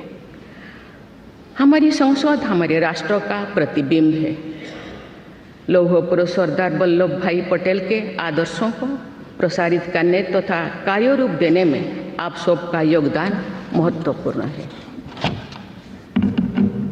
जौन अभिव्यक्ति को परिलक्षित करने वाली हमारे संसदीय प्रणाली विभिन्न आयामों पर और अधिक मजबूत होती गई है। वयस्क मताधिकार का प्रावधान करके हमारे संविधान द्वारा जनता के विवेक पर जो आस्था व्यक्त की गई है, उसकी सफलता की विश्व के अन्य अनेक देशों में सराहना की जाती है। पिछले कुछ वर्षों के दौरान महिला मतदाताओं द्वारा बढ़ चढ़कर मतदान करना हमारी लोकतांत्रिक चेतना को विशेष सामाजिक अभिव्यक्ति देता है। महिला, युवा, गरीब, किसान, अनुसूचित जाति और जनजाति समुदाय के हमारे देशवासी, मिडिल क्लास तथा न्यू मिडिल क्लास के लोग हमारी लोकतांत्रिक प्रणाली को पंचायत से संसद तक मजबूती से दे रहे हैं। हमारी समावेशी लोकतंत्रों में जन जन की भागीदारी को प्रोत्साहित किया जा रहा है।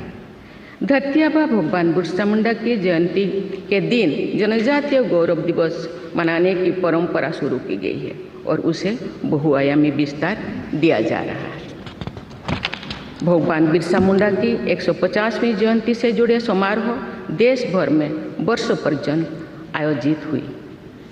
विरासत और विकास को जोड़ने वाली जनजातीय परंपराओं का संरक्षण और संवर्धन किया जा रहा है। संवैधानिक आदर्शों में निहित सर्वसमावेशी दृष्टि हमारी शासन व्यवस्था को दिशा प्रदान करती है। हमारे संविधान में निहित नीति निर्देशक तत्व हमारी शासन व्यवस्था के लिए मार्गदर्शन प्रदान करते हैं। संविधान सभा के अध्यक्ष डॉक्टर राजेंद्र प्रसाद ने कहा था कि जो स्वाधीनता हमने प्राप्त की है उसकी रक्षा करना और उसको बनाए रखना तथा जनसाधारण के लिए उसको उपयोगी बनाना उन पर निर्भर करता है जो इस संविधान का क्रियान्वयन करेंगे। ये प्रसन्नता का बात है कि हमारी संसद ने डॉक्टर राजेंद्र प्रसाद जी के अपेक्षा के अनुरूप राष्ट्रहित में कार्य किया है तथा जन सामान्यों के जीवन को बेहतर बनाने के लिए निरंतर प्रयास किए हैं। अंत्योदय की इसी दृष्टि के साथ आधुनिक विकास का समन्वय करके भारत विश्व समुदाय के समूह विकास का एक नया मॉडल प्रस्तुत कर रहा है। विश्व स्तरीय इंफ्रास्ट्रक्चर के विकास से लेकर जन कल्याण की सुविधाओं को 100% लाभार्थियों तक पहुंचाने के प्रयास हमारी राष्ट्रीय प्रगति को अतुलनीय विस्तार देते हैं। संवैधानिक व्यवस्था के अनुसार आगे बढ़ते हुए हमारे देश की कार्यपालिका, विधायिका और न्यायपालिका ने देश के विकास और देशवासियों के जीवन को संबल प्रदान किया है। संसद के दोनों सदनों के सदस्यों ने हमारे देश को आगे बढ़ाने के साथ साथ गहन राजनीतिक चिंतन की स्वस्थ परंपरा विकसित की है। आने वाली कालखंड में जो विभिन्न लोकतंत्रों और संविधानों का तुलनात्मक अध्ययन किया जाएगा तो भारतीय लोकतंत्रों और संविधान का विवरण स्वर्णाक्षर में किया जाएगा। आप सभी सदस्यगण हमारे संविधान और लोकतंत्र की इस गौरवशाली परंपरा के संवाहक भी है, निर्माता भी है और साक्षी भी है। मुझे विश्वास है कि हमारी संसद के दिशा निर्देश में भारत को विकसित राष्ट्र बनाने के संकल्प को अवश्य सिद्ध किया जाएगा। इसी दृढ़ विश्वास के साथ मैं सभी माननीय सदस्यों को संविधान दिवस के पुनः बधाई देती हूँ और सभी देशवासियों की स्वर्णिम भविष्य की कामना करती हूँ। धन्यवाद। जय हिंद, जय भारत।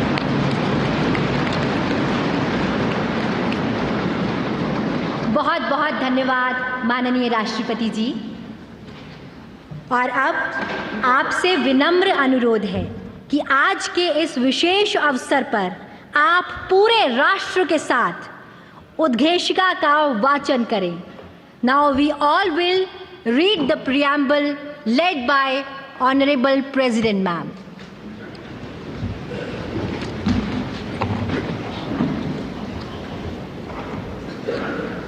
हम भारत के लोग भारत को एक संपूर्ण प्रभुत्व संपन्न सामाजिक पंथनिरपेक्ष लोकतंत्रात्मक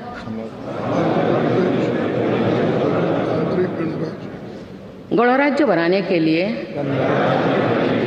तथा उसके समस्त नागरिकों को सामाजिक, आर्थिक और राजनैतिक न्याय, विचार, अभिव्यक्ति, विश्वास, धर्म और उपासना की स्वतंत्रता, प्रतिष्ठा और अवसर की समता प्राप्त कराने के लिए तथा उन सब में व्यक्ति की गरिमा और राष्ट्र की एकता और अखंडता सुनिश्चित करने वाली बंधुता बढ़ाने के लिए दृढ़ संकल्प होकर अपनी इस संविधान सभा में आज तारीख 26 नवंबर 1949 ईस्वी को द्वारा इस संविधान को अंगीकृत, अधिनियमित और आत्मार्पित करते हैं।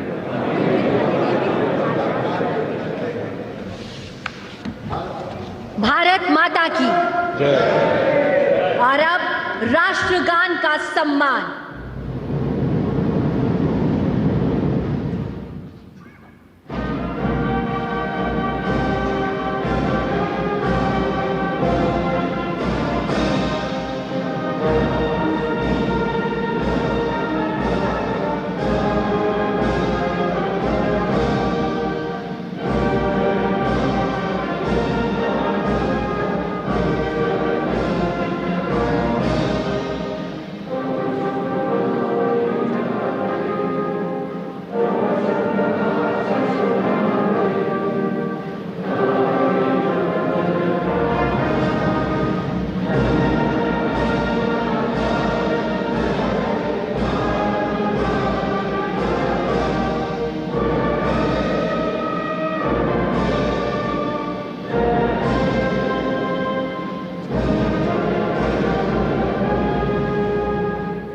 भारत माता की जय।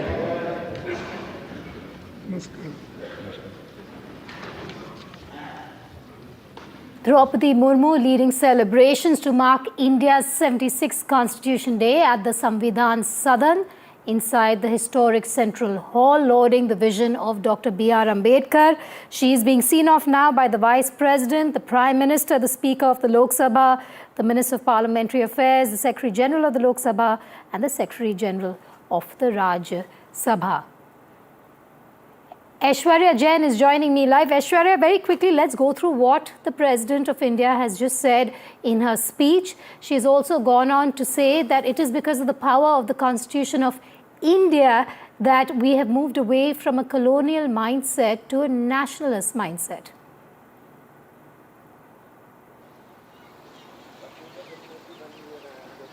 Well, certainly, leaders cutting across the party lines shared thoughts, and the same thought was shared by President of India Draupadi Murmu at the Central Hall while she was addressing to the Member of Parliament sitting right there.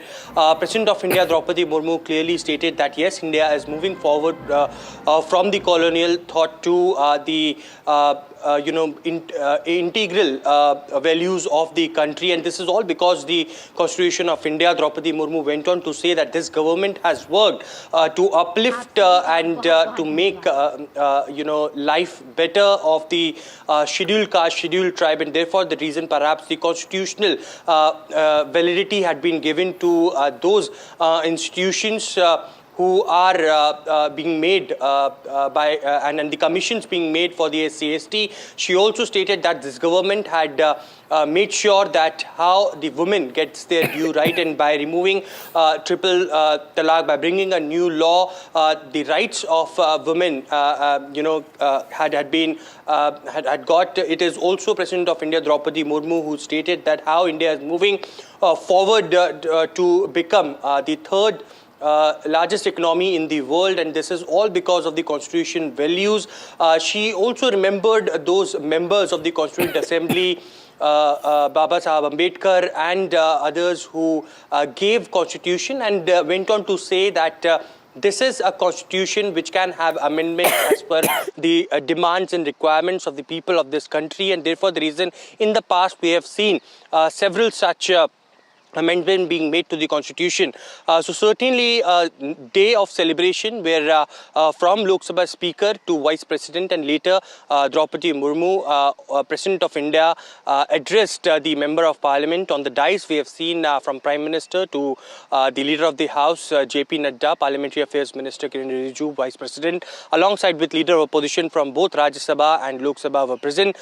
Certainly from today, it would be a nationwide celebration as the preamble was read by the President of India as well, and there would be all across the country from panchayat level to different institutions of our country, from the parliament, there would be debates, discussion on the theme of 76th year of constitution, that is Hamara Samvidhan, Hamara Swabhiman. Aishwarya, also let's move away from the President's speech for a moment to the opposition's attack on the centre. You had Rahul Gandhi on the dais as well as Leader of Opposition of the Lok Sabha, a man we haven't really seen much after the huge debacle in Bihar. He was there on the dais, being there after a scathing attack that he's made on the centre over the Constitutional Day.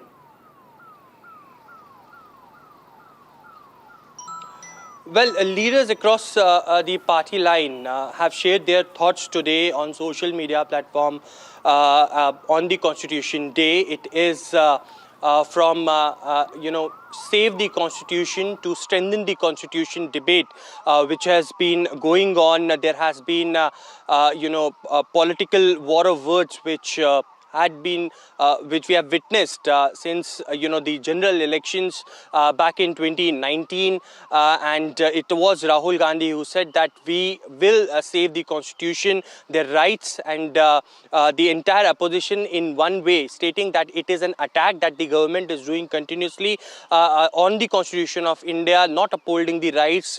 Several amendments the government has brought, be it the debate around the governor powers, be it special status being given to the union territories, powers being taken away from the state governments, debates like how there are election commission to the independent agencies which have been controlled by the government. These allegations have been made time and again by the opposition parties, and it's a hammer that the government is banging upon on these constitutional agencies is something that the opposition parties have stated. From Mamata Banerjee to M.K. Stalin to Rahul Gandhi, everyone in one voice have been making sure that the debate around saving the constitution goes on. And since morning as well, we have heard from different such political leaders clearly attacking the government. But it is the government of India which have time and again stated that to strengthen the constitution, we will make sure that every bit of thing should be done. Yes, there has been political war of words, but the government of India going ahead with the celebrations, as they have stated that it's a national festival that India will observe today. Aishwarya, thanks for joining me live there. The President of India has now left the Samvidhan Sadan, followed by the Prime Minister of India, Narendra Modi. But let's turn focus to Karnataka. We have some breaking news coming in.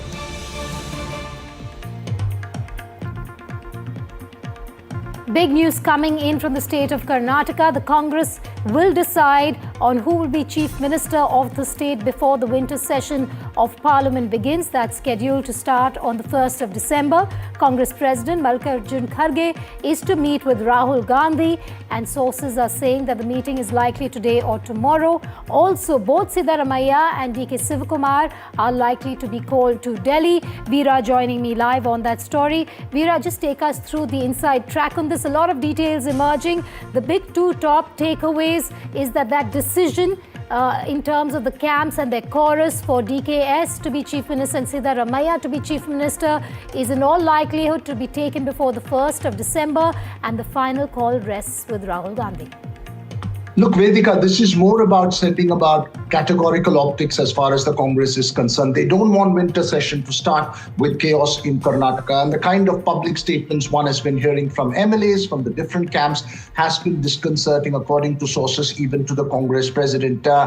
You just saw him sitting right next to Rahul Gandhi in Parliament on that Constitution Day function. So obviously, several confabulations, several conversations must have taken place. We believe categorically that there would be some kind of clear message from the High Command, which would be directly from Rahul Gandhi and the Gandhi family, that on the way forward as far as Karnataka is concerned. If it's going to be status quo till March, as the Siddaramaiah camp has been demanding, there has to be a categorical sense of assertion towards that. If there is going to be a transition plan, that also needs to be spelled out categorically. They don't want this optics of confusion to play on too long, especially given that several MLAs are camping between Delhi and Bangalore and issuing public statements. We believe there may be, according to sources, a meeting, both Siddaramaiah and DK Shivkumar could be called to New Delhi on the 29th, that's on Saturday, to have conversation with the High Command to send out an optics of unity in the Congress and stability as far as Karnataka is concerned. Ultimately, I think there is a sense that there has to be a clear message from the Congress High Command as to what next in Karnataka. Because so far, if you see, it is Siddaramaiah who has categorically reiterated that he will present the next budget or that he will finish his term. DK Shivkumar's loyalists have been indicating that there has been an agreement, even DK Shivkumar himself saying between 5 or 6 closed-door agreement on power transmission, which was arrived at in 2023. So the onus right now on the Congress High Command and the leadership to send out a clear message, and that's what we believe, according to sources, one can expect before the 1st of December when winter session of Parliament begins. Even hard to keep a track of the number of meetings, multiple meetings taking place both in Delhi as well as in Karnataka over who will be the Chief Minister. Will Siddaramaiah retain the seat, the chair, or will it be DKS? We saw a very hurried meeting also between DKS and Kharge yesterday in the morning. A lot of push from both camps, a lot of statements coming out, but the lines divided and clear in terms of who's in which camp and what they want. You want Siddaramaiah's camp wants that the status quo remains for the next 2+ years, while you have DKS's camp saying, we want that transition, spell it out for us. That's right. Look, as you are talking of the multiple meetings, let's add one more. DK Shivkumar has met with Satish Jarkioli, who is been one of those from Belagavi, who's a known DKS baiter, who has made public statements demanding a change of state Congress president as well. Look, multiple power equations are tied up, and this is perhaps reflective more of the nature of Karnataka politics, whether it is in the BJP or the Congress. There are multiple power equations and internal power dynamics that play out. This a little more pronounced because of the presence of two strong leaders. Remember, DK Shivkumar represents the OBC Vokkaliga caste combination, and Siddaramaiah is the face of what's known as the Ahinda bloc, which is the counter mobilization of all other groups, including the minorities, against the Lingayat and the Vokkaliga domination as far as Karnataka politics is concerned. So a change of guard, Vedika, is not just about a binary between two big faces. It's also about caste calculations and the way ahead as far as the Congress is concerned. It's far more tricky than one could understand. And remember, this is also not a binary between these two leaders. There are others as well who are playing the power game, who are interested in that power equation in the state. So we'll have to wait and see how the Congress High Command navigates it. But it's now clear. I think the time's come for a clear message from the High Command, and that's the message that's been taken straight to the top. That look, we need to have clarity. We cannot allow this confusion to play out. If there is going to be a transition, when and how, one needs to have categorical indication of that in the future. And if there's going to be status quo for the next 2 years or for however long, let's have categorical clarity on it, reasserting that there is stability and unity as far as the Congress in Karnataka is concerned. We are breaking the news that you just shared with me of the private meeting between DK Sivkumar and Jarkiholi. DK Sivkumar has met with Minister Satish Jarkiholi. The private meeting between the two leaders has taken place amidst the leadership tussle. Now, DK Sivkumar, in a way, perhaps Veera, reaching out to a leader who has been seen as a part of the camp opposing DKS's elevation? Well, he could just say that he is the president of the Congress party, he is the deputy chief minister, he has the right to meet any cabinet minister or any Congress leader. Look, obviously there are multiple equations that are playing out here, multiple meetings that will be playing out here. And I think the key focus is about the meetings that's going to happen in Delhi. It's now very clearly the ball in the High Command's court, and then perhaps a reaction from here. It's unlikely that there's going to be a leadership change at the moment, Vedika, because for a leadership change to be effected, one needs to call, the party needs to call a meeting of the Congress Legislative Party, take all the MLA's opinion, and then go ahead with it. But is there going to be an indication of a leadership change, or is there going to be categorical reassertion of the status quo? That's what needs to come out. And most importantly, what's the High Command's position as far as this is concerned? This is played out for 2.5 years, Vedika, and there's a demand that this comes straight from the top as to what the road ahead is. What will be the road ahead? Is there going to be clarity from the Congress High Command? When is that clarity going to be delivered? Deepak joining me live. Deepak, go ahead. Well, yes, a lot of people have been asking when is there going to be clarity that's going to come in. I have Minister Sudhakar here with me, probably understands the dynamics much better internally, what's happening in the Congress party. So, for the last several days, many of us have been speculating what's happening within the Congress party. There needs to be a conclusion. Yesterday, probably the Chief Minister said one of the most definitive things that the people of the state have been echoing. He says that there is confusion and it is the High Command that ultimately can put an end to it. When do you think that's going to happen? Because, there is a lot of conversation, MLAs going to Delhi, meetings happening in Bengaluru. Are we really going to look at an end to this entire fiasco in the days to come? Yeah, absolutely. Yeah, what Honorable CM has said also is true. In fact, unnecessary confusion is being created. So, I strongly feel that the Congress High Command is going to take a decision and clear all this confusion and allow the government to function smoothly now. How fast is this going to happen? Because this, talk of the High Command going to take a decision has been coming. First, the initial conversation was there's no decision to make. There is a sitting Chief Minister. There's not going to be a change. Now, with the Chief Minister himself acknowledging that there is a confusion, there needs to be a change because you have an assembly session that's coming up on the 8th of December. That's just, less than 10 days away now, about 10 to 12 days. So how are you really going to deal with that? See, our AICC president was here and again is going to come back. So I think he's been apprised of the situation, and our leader of opposition, Rahul Gandhi, also is aware about the whole thing. I think they will, I think sooner they are going to clear the air, whatever confusion is there.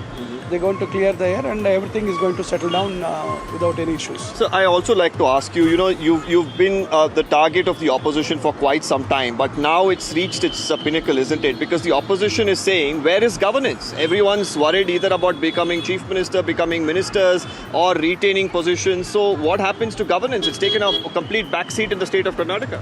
See, the opposition government, the opposition party people, they are from the day one, from the day our government got elected in 2023. From the very first day, they started criticizing, saying that we can't implement the guarantees. We implemented. So So every stage they are trying to destabilize the government and they are trying to create confusion. But absolutely there is no confusion amongst But here, us. do you think it's the opposition that's trying to destabilize anything, or do you feel some of your own leaders themselves? No, absolutely there is no internal issue here. It is just some sort of feeling that there is going to be a change of leadership. But whatever it is, we abide by Congress Party's High Command's decision. So we have a clear majority. We are delivering, and absolutely the government machinery is not standstill or anything. The government machinery is working as usual. And this is, if at all there is any reshuffle or if there is anything else, I think Congress High Command is the only authority who can take a decision. I think they are going to take a decision at the earliest and put a clear full stop to all this. As a minister here, you're saying the High Command has to put a full stop, and I agree with you. But what do you sense is going to happen? Are we looking at an imminent cabinet reshuffle, or are we looking at a cabinet reshuffle with a change of leadership? See, High Command is the only authority to take a decision. So whatever High Command takes a decision, we abide by that. So what is there in High Command's mind, I'm not aware about it. Okay. So we abide by the High Command's directive, and whatever direction, whatever decision they give, we follow the decision. Well, interesting speaking with you. Finally, to the people of Karnataka who've been hoping for some sense of balance, governance, more importantly, an end to all the suspense. How many days are we really looking at in terms of the suspense to end? See, shortly, because I can't speak on behalf of the party High Command. Yeah.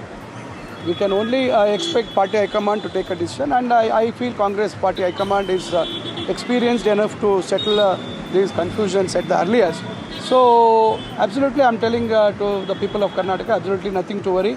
Our party is intact. You people have given a very strong mandate to govern, give a good governance, and we are giving a good governance, and you can expect a good governance for the rest of the 2.5 years from our party, and all are united, and we are going to stay united. Thank you so much, Mr. Sudhakar, for speaking to us. That was the Higher Education Minister, Mr. MC Sudhakar. Thank you, sir, for speaking to NDTV. But thanks for joining us there. Do stay with me while I go back to Veera. Veera, you know, while there seems to be no consensus in terms of the perception, the comments we're getting from DKS's camp and Siddha's camp on who they want as Chief Minister of the state, will Siddha continue or will it be DKS? There's consensus on one thing from both camps, that the High Command has to take a final call on the decision that who will carry on. But one thing is certain, Veera, it's not going to be a kind of ending, a happy ending to the whole situation in terms of these two camps. If Siddha continues, the DKS camp obviously is not going to be happy, and vice versa. A huge challenge before Rahul Gandhi in the next 1 week. There are going to be hectic meetings. We hear that Siddaramaiah and DKS both will be called to the national capital as well. That's right. Look, what I'm given to understand is that Mallikarjun Kharge is expected to come back to Bangalore late this evening. He's expected to go back to New Delhi tomorrow evening. We expect possibly a meeting of DK Shivkumar, Siddaramaiah, Kharge in Delhi, along with perhaps the Congress General Secretary in charge of Karnataka, K.C. Venugopal, and perhaps Rahul Gandhi himself before the 1st of December, most likely on the 29th of November is what we are being told according to sources. But of course, all of this is up in the air. Look, Vedika, one needs to understand the nuanced change in tone. The Siddaramaiah camp, which has been declaring so far categorically that he's going to be chief minister for 5 years, including himself, is now saying it's time for the High Command to come out and make it clear. That itself says that there is a sense of reiteration that the Siddaramaiah camp wants from the High Command in terms of what next. It's similar, as you pointed out, to what the DK Shivkumar camp has been asking for. I think the onus right now has come on the Congress High Command, which means Rahul Gandhi and the top leadership, to send out that categorical clarity. How many meetings will happen before that? How that's going to come about is still uncertain, but we are told that they will send out that message of clarity before the winter session of Parliament begins. And that's the focus right now, that in the next 4 or 5 days, you will have categorical indication on the road ahead as far as Karnataka is concerned, Vedika. Do stay with me. Deepak also live with us. Deepak, can you tell us more about that meeting between DKS and Satish Jarkioli? It's a meeting that has just taken place, that we've broken on the channel as well. Any inside track on the conversation that has taken place? Like Veera said, we don't know how many meetings are going to take place before a consensus is reached by the party high command.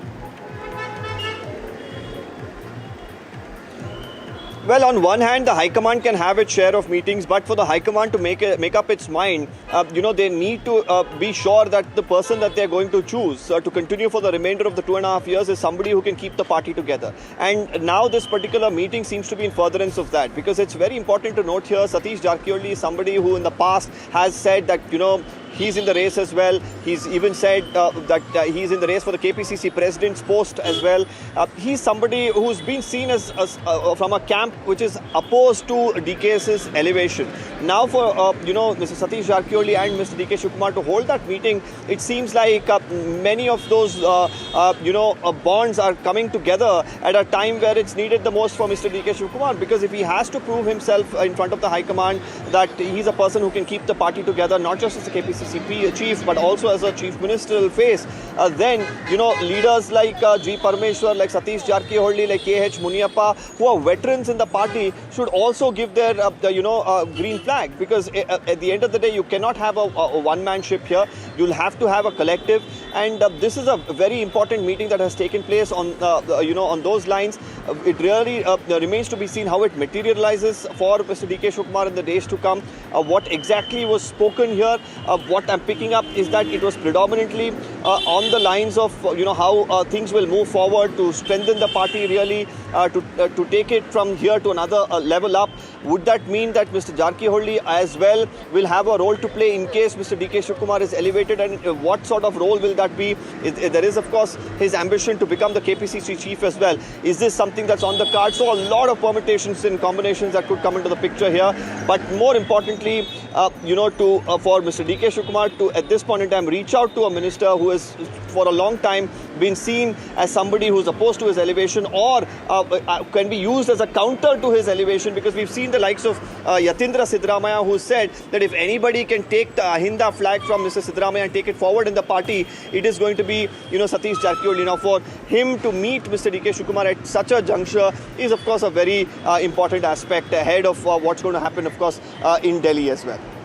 Deepak and Veera, do stay with me. Veera, I have a question for you, but in a moment from now, because I want our viewers also to understand all that's been happening both in the national capital as well as in Bengaluru. We'll start with what Deepak and Veera spoke about, what Veera broke on Breaking Ground with me just a few moments back about the hectic meetings that are continuing in Bengaluru. DK Shivakumar was meeting with Satish Jarkioli. The meeting gained significance as Jarkioli is a CM loyalist. The meeting is being seen as DKS's attempt to get those opposed to the Chief Minister change on board. That was an important meeting, perhaps some would say an unexpected one, but that meeting has taken place between DK Shivakumar and Jarkioli. Now, the other big development, all eyes are now on the Congress High Command. Sources say Mallikarjun Kharge is unhappy about the statement being made on the CM chair change by both camps. Many statements coming out. And what's important is that he is likely to meet Rahul Gandhi today or tomorrow to address this issue. Also, top sources have told NDTV that the Congress President Mallikarjun Kharge is likely to summon both Chief Minister of Karnataka Siddaramaiah as well as Deputy Chief Minister of Karnataka DK Shivakumar to the national capital. The two Karnataka leaders are likely to meet the Congress President on the 28th or 29th of this month, which is basically in 2 to 3 days after he holds that meeting with Rahul Gandhi. Also, amid speculation, DK Shivakumar camp MLA Iqbal Hussain has said that DK Shivakumar will 200% be Chief Minister, not even 100%, but 200%. He will be the Chief Minister of Karnataka, and that good news is expected soon. He was one of the 4 MLAs who had come to Delhi and had met with the Congress President Mallikarjun Kharge. Meanwhile, the Chief Minister change drama has given fresh ammunition to the BJP to hit out at the Karnataka government. The BJP has released a new AI video mocking DK Shivakumar, and BJP alleges state governance is suffering because of the suspense over who will be the Chief Minister of the state. Veera still with me. Veera, very quickly, one last word with you, and it was going to be on how the BJP seems to be enjoying all the drama that's unfolding within the Karnataka Congress at this point. This is ammunition that has in a way been just dropped on their lap. Well, to be fair, the BJP also has its share of worries and troubles in Karnataka. It's the nature of the politics. But yes, this is something the BJP has been going hammer and tongs on, which is perhaps why the Congress High Command needs to step in and ensure categorical clarity. Vedika, I believe Mr. Kharge will return to Bangalore later this evening. He will go back to Delhi day after tomorrow. And perhaps by the 29th, you could have more clarity or more confusion. We'll have to wait and see. But the effort, of course, of the Congress High Command to send out more clarity ahead of the 1st of December. BJP, of course, will be watching very closely to every twist and turn, perhaps using those AI kind of videos to manufacture the confusion in the Congress, as the Congress alleges. Absolutely. Veera and Deepak will be decoding all those twists and turns here on Breaking Ground and on NDTV for our viewers. We're going to be on top of it all. Remember, Mallikarjun Kharge is going to be in Bangalore tonight. He is then going to meet with Rahul Gandhi, after which we're expecting the Chief Minister of Karnataka as well as the Deputy Chief Minister in the national capital. Veera and Deepak, thanks for joining me live on Breaking Ground with those big details here on Breaking Ground. Now, the tug of war for Karnataka's top post is now right out in the open, and both sides are still playing the long game. Sources have told NDTV Congress is closing in on a decision over the Karnataka leadership tussle, with clarity expected before the winter session. Kharge and Rahul Gandhi are set for key meetings, and both Siddaramaiah and DKS may be called to Delhi this week. Sources say the final call, status quo or change, will rest with Rahul Gandhi. The latest buzz stirred by Congress MLA and DK Sivakumar loyalist Iqbal Hussain, who has reiterated confidence that Karnataka's Deputy Chief Minister DK Sivakumar will 200%, quote-unquote, 200% become the next Chief Minister of the state.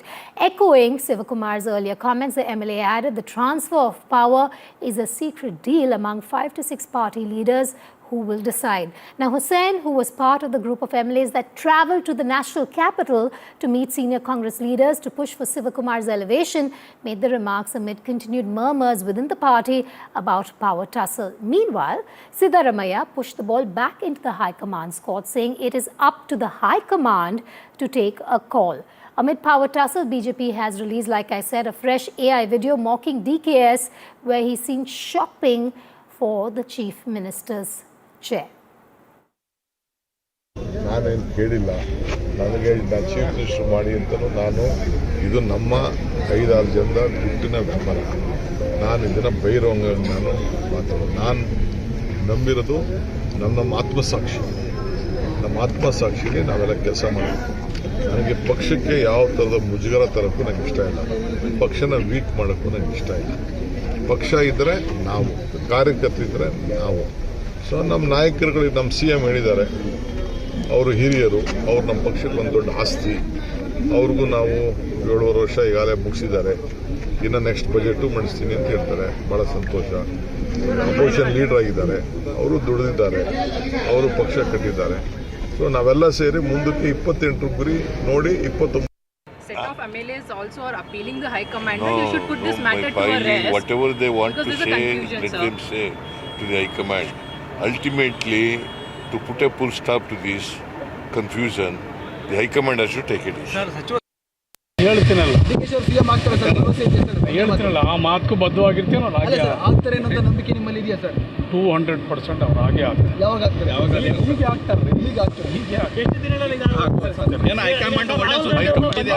High command ನಿಮ್ಗೇನಾದ್ರೂ high command ಮುನ್ಸೂಚನೆ ಕೊಟ್ಟಿದ್ಯಾ CM ಮಾಡ್ತೀವಿ ಅಂತ? ಯಾರಿಗೂ ಸೂಚನೆ ಅಲ್ಲ, ಅದು ಹೇಳಿದ್ರು ನಮ್ಮ ನಾಯಕರು ಹೇಳಿದಾರಲ್ಲ, ಅದು ಅವರ 4-5 ಜನ ವಿಚಾರ. ಅದು ಅವ್ರ 4-5 ಜನ ಕೂತು ತೀರ್ಮಾನ ತಗೊಳ್ತಾರೆ. In Congress party, they divided DK Shivakumar and Siddaramaiah. I think in Congress party already started DK group and Siddaramaiah group. They went to Kharge, they went to Delhi.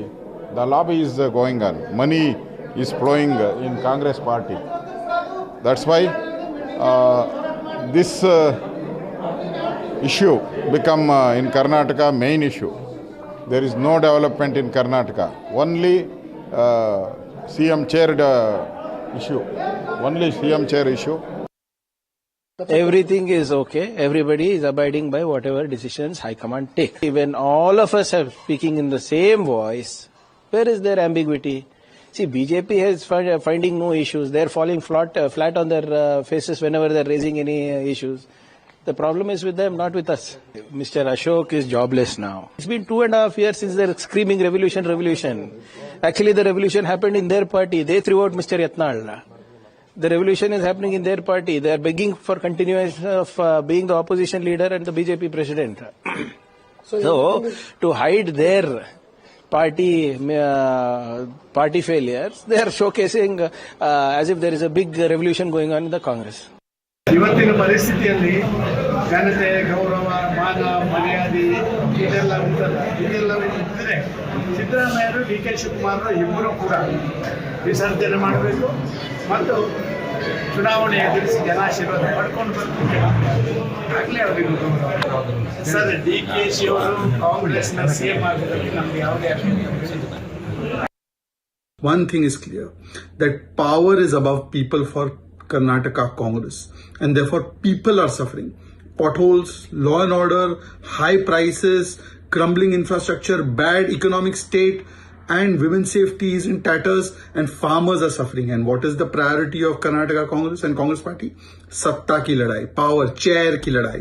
In fact, there is a video of Mr. Shivkumar. He is looking for the chair of the CM, but it is not available. Janta त्रस्त है, ये लोग सत्ता की लड़ाई में व्यस्त है और किस प्रकार से पावर के लिए मस्त है. This is the only consideration. Power above people.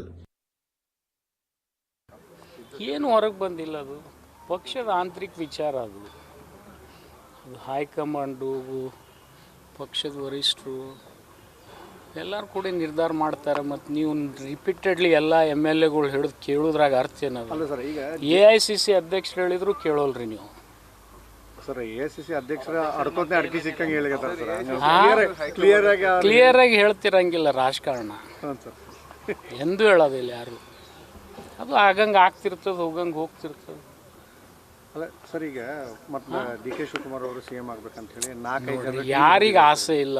ನಂಬಲ್ಲಿ CM ಆಗ್ತಕ್ಕಂಥ ರೇಸ್ನಾಗ ಇರೋರು ಭಾಳ ಮಂದಿ ಅದಾರ, ವರಿಷ್ಠರು ಮತ್ತು ಅವರೆಲ್ಲ ದುಡ್ದಾರೆ. ಮತ್ತು ಅವ್ರು ಆದ್ರೆ ತಪ್ಪೇನಿದೆ? ಇದ್ದವರಿದ್ರೂ ತಪ್ಪಿಲ್ಲ, ಹೊಸದಾಗ ಆಗೋರಿದ್ರೂ ತಪ್ಪಿಲ್ಲ. ಪಕ್ಷದದು ಒಳಗೆ ಎಲ್ಲರಿಗೆ ಆಸೆ ಇರುವುದೇ. There is no change. Every time in the last 2.5 years, whenever you ask this question, he has always said, yes, I am the chief minister, but whatever the party decides, I will go by whatever the party leaders decide, party high command decides. That is always said, right from every time, because you people keep asking questions every day, 10 times. So ultimately he has to give you an answer. But every time he has always said, CM, that I am a disciplined person of the party, and whatever party decides, I will go by that.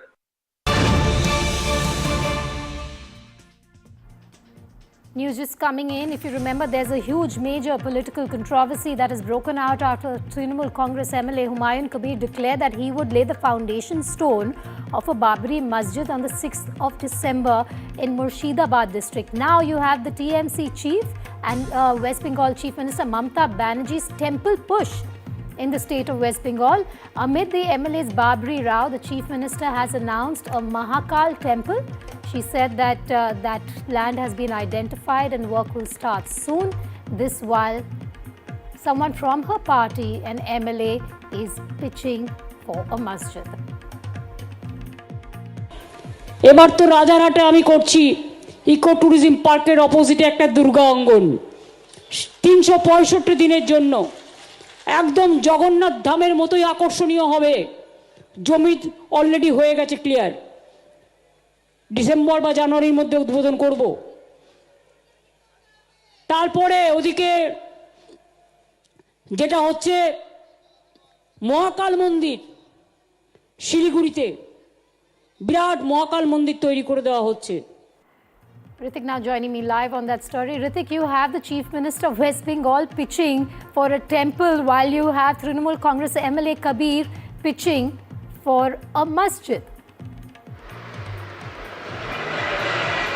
Well, definitely. Yesterday, West Bengal Chief Minister Mamata Banerjee was addressing a anti-SIR, program in Motua-dominated North Chobbish Pargana district, where she went on record and said that she is about to set up a Durga Angan, what we precisely believe it's a Durga temple that is going to come up in the heart of the city, which is at a stone throw distance from Kolkata in New Town area, where she is planning to set up a Durga temple. Land has been identified for that, and in couple of months, maybe in a month of December or January, she will lay foundation of stone for this temple. And on the other hand, the government or the Mamata Banerjee has already initiated to plan or to set up a Mahakal temple in North Bengal. Now, what we are given to understand, Mamata claimed that this Durga temple will be look like as the Jagannath temple, which has already been constructed in the coastal city Digha, and that has it has drawn a lot of criticism as well as tourism as also. Now, it has come in the backdrop. Rithik, I'm just going to come back to you in a moment from now. BJP's Rupa Ganguly on the phone line with me. Ms. Ganguly, we had TMC MLA talk about laying the foundation stone of a Babri Masjid in Murshidabad. Now you have the Chief Minister of West Bengal saying, I am going to be launching the foundation stone for a temple in Rajarhat. Your first comment on that? It's a good sign that Chief Minister Mamata Banerjee is trying to please or take care of the Hindu religion and the people who are, who have a lot of पूजा के अंदर पूजा उनके जिनके दिल में है, उनके लिए ममता बनर्जी बहुत कोशिश कर रही है कि उनके लिए टेम्पल बनाया जाए. तो उनको टेम्पल बनाने का और उसको एक टूरिस्ट स्पॉट की तरह देखने का वो जितना कोशिश करे बहुत अच्छी बात है. और उनके जो अलग टीम मेंबर्स हैं जो एक मस्जिद भी बनाना चाहते हैं, वो भी उनका अलग प्लानिंग है ताकि वो दो प्रॉन्ग से दो अलग अलग लोगों को इन्फ्लुएंस कर सके. सवाल ये है कि मंदिर मस्जिद से लोगों का आध्यात्मिक संबंध बनता है, लेकिन सरकार मंदिर मस्जिद से चलता नहीं है. सरकार का काम this होता is damage control by the Chief Minister of West Bengal. See, she is trying to influence the common people, Hindus as well as Muslims. Here is again her divisive policy. She will talk about temples, and her team members, some of them, will talk about masjids. So this is again a political strategy. So let her do her political strategy. She is a politician. She is very good in Andolon. Let her do all these things. This will finally help, the people of West Bengal. So I have no issues on that. But results अगर कुछ yield करना है तो 26 के बाद Bharatiya Janata party के सरकार और पश्चिम बंगाल के जनता को ये समझ में आ जाएगा फायदा किस में है. मैं एक चीज और बोल के खत्म करना चाहती हूँ. आध्यात्म जो रिलीजन और spiritualism is not connected with any political party. Anybody has a right to do anything, लेकिन ये पॉलिटिक्स के लिए फायदे के लिए जब करते हैं तब वे दिख जाता है. और ये मोदी जी को फॉलो करना चाह रहे हैं. अयोध्या टेम्पल से उनको लगा के अयोध्या से हिंदू एकत्रित हो रहे हैं. नहीं, हिंदू अपने आप को एकत्रित समझते हैं, अपने रिलीजन को, अपने धर्म को सम्मान करते रहते हैं. Noted, Ms. Ganguly. I'm running out of time, but thank you for speaking to me here on Breaking Ground. The BJP, they're alleging that this is a divide and rule policy by the Trinamool Congress. Meanwhile, TMC MLA Humayun Kabir spoke with my colleague Manogya on his controversial remark of laying that foundation stone of a Babri Masjid on the 6th of December in Murshidabad district. Listen in. Babri मस्जिद बनाने की ज़रूरत क्या पड़ गई? अरे बाबरी मस्जिद मुसलमान लोगों को आवेग है, इमोशनल है. बाबरी मस्जिद 400 साल पहले बाबर में बना के गया, और वो बाबर को लड़का को नाम था हुमायूं कबीर. इतिहास का ये सबूत है.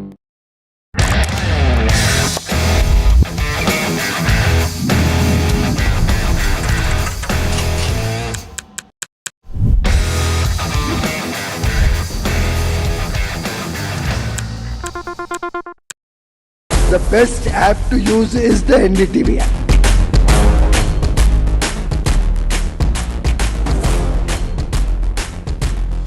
दुनिया भर में जब भी भारतीय मीडिया की चर्चा होती तो एनडीटीवी सबसे पहले जिक्र में आता है। मैं आपका बात से सहमत हूं, उल्टे हम भी जब विदेश जाते हैं, the best app to use is the NDTV app.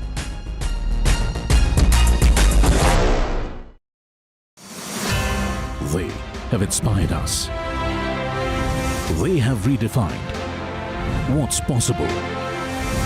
They have shown how ideas spark inspiration and create impact.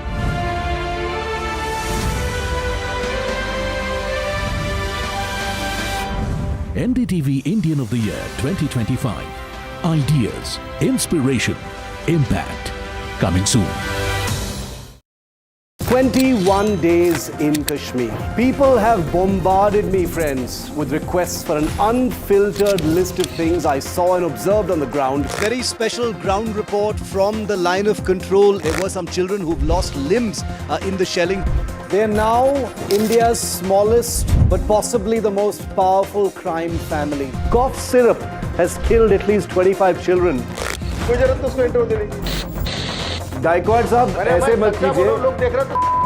Suddenly people are wondering about the weaponization of India-Pakistan cricket. We live and breathe elections. You will not believe your eyes or ears when I show you what I'm about to. And for a country that has fought so many wars in the mountains and at high altitude. We're standing on the Indian Navy's newest warship. The line of control, Shiv Arur, NDTV.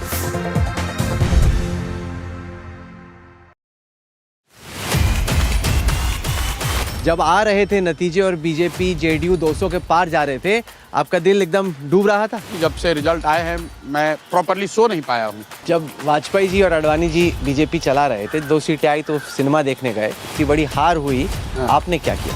यहाँ घर पे बैठ के reflect कर रहा हूँ। एक और जो मुझे लगता है शायद आपसे चूक हुई, जिस पे मैं आपकी राय जानना चाहता हूँ, वो ये कि आप ही ने नीतीश कुमार की तबीयत को अटैक किया। बाकी जो लोग थे, तेजस्वी का मैंने इंटरव्यू किया, वो कहते देखिए हमारे कल्चर में नहीं है बड़े लोगों को हेल्थ को लेके अटैक करना।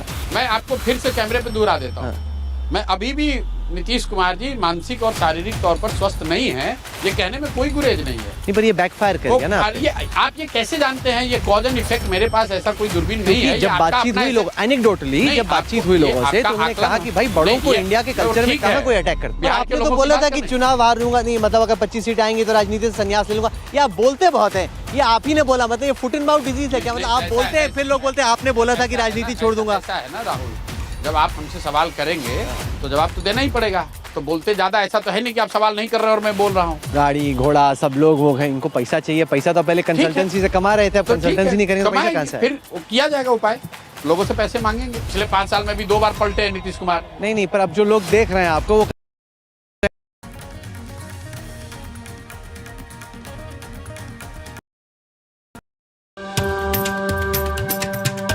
Namaste India. As you all know, I've been traveling around the world with my music. But this one is truly special. Something that's India. You all must have seen the magic that was created in Kun Faya Kun. Now it's your chance to experience it with me. So book your tickets from District app and together let's create harmony of hearts. See you Delhi. I don't sugarcoat. I shoot straight and tell you stories the way they need to be told. Unfiltered, unafraid, unmissable. That's how I roll. Watch me, Priyanka Deo, on NDTV World. Namaste.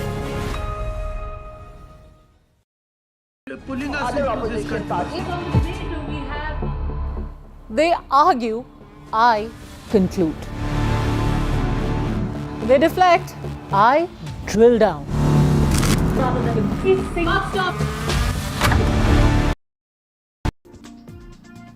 Let's bring you some tragic news. There's been an incident in Haryana's Rohtak district where a 16-year-old basketball player Hardik lost his life during practice in Lakhan Majra village.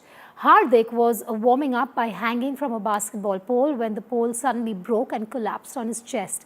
He died on the spot due to the impact. The entire incident was captured on CCTV. Police reached the scene immediately, conducted the post-mortem and then handed over the body to the family. CCTV footage has been seized and a case has been registered under the BNS Act. Hardik was a promising athlete and had recently returned from an Indian camp. His sudden death has cast a shadow of grief over the entire village. The Haryana government has assured a probe.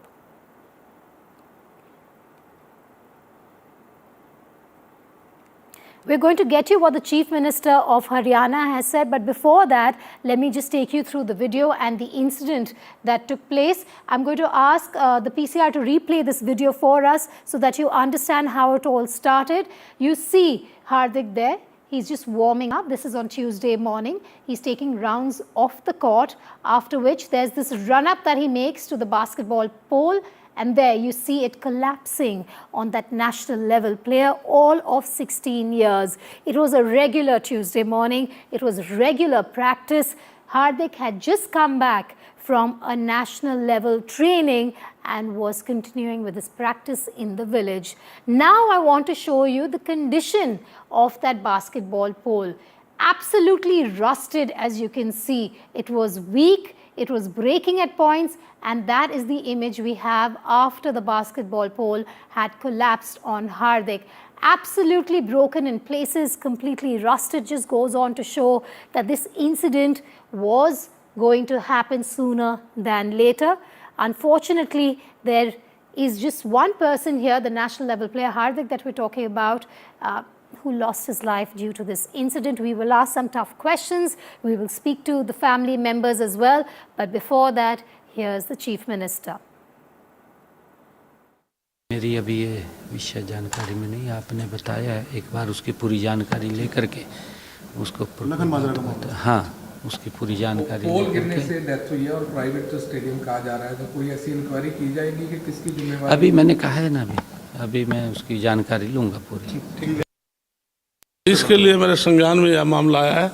मैं Olympic संघ का general secretary होने के नाते हम उसकी inquiry भी कराएंगे और उस परिवार के प्रति और बच्चे के प्रति मैं संवेदना प्रकट करता हूं और पूरे प्रदेश की ओलंपिक संघ हम इस प्रकार की इंक्वायरी कराएंगे, निरीक्षण कराएंगे कि जहां पर भी स्टेडियम है, स्पोर्ट्स डिपार्टमेंट को हम चिट्ठी लिखेंगे कि पूरे प्रदेश में सभी स्टेडियम में, स्कूल में, एजुकेशन डिपार्टमेंट के हमारे शिक्षा मंत्री हैं, उन सबको चिट्ठी लिखेंगे भाई इस प्रकार के जो इक्विपमेंट्स हैं जो स्पोर्ट्स से जुड़े हैं उन सब का निरीक्षण किया जाए। Bad news coming in for all you cricket fans. India crushed by South Africa. South Africa has won the Test series against India 2-0. South Africa has won by a whopping 408 runs. Rika joining me live on this. Rika, if I'm not mistaken, this is India's largest defeat in terms of runs in Test cricket? That's right. 408 runs was what India lost by, and it took South Africa literally 1.5 sessions on the final day of the Guwahati Test, also the final day of the series, to wrap up the formalities. India were 2 wickets down last evening and were chasing and were on a mammoth chase of over 500 runs, and they lost 8 wickets in quick time. They scored 140 runs in the second innings and folded up in Guwahati, losing this match by 408 runs. This is only the third time India lost a series at home in consecutive years.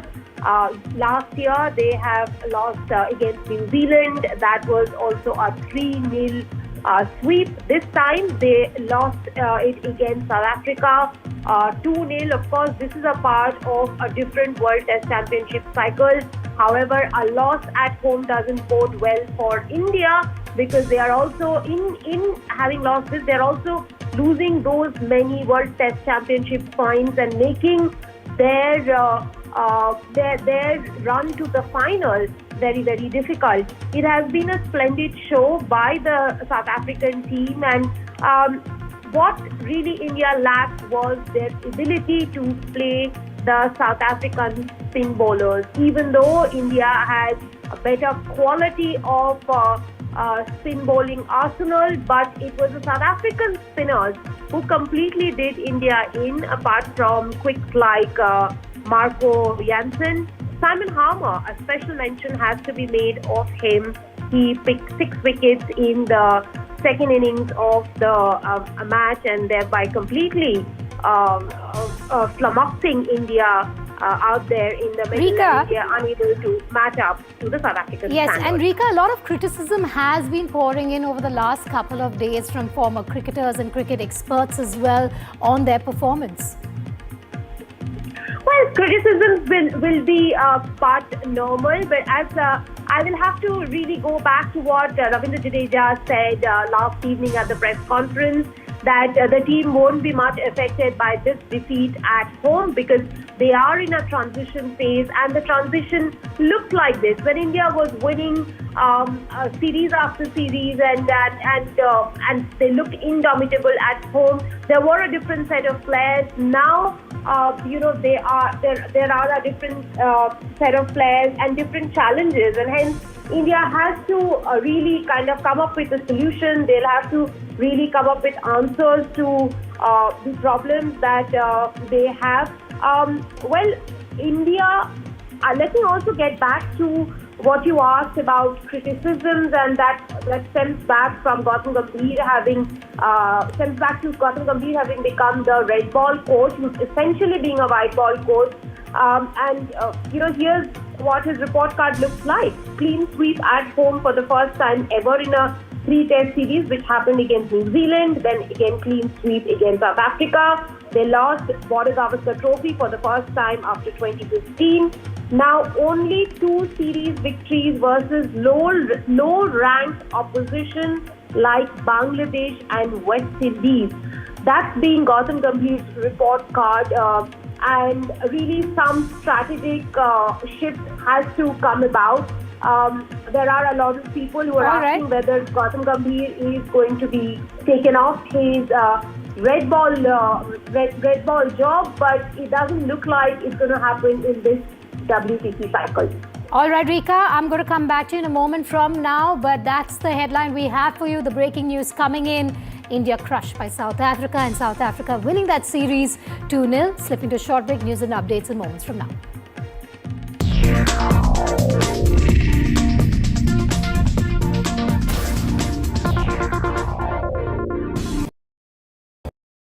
Across the country, he has tracked the pulse of power from Washington to Korea. Witnessed history being made in global capitals and conflict zones. Brought clarity to complex issues of national security and international affairs. Aditya Raj Kaul, covering international affairs like no one else, only on NDTV network.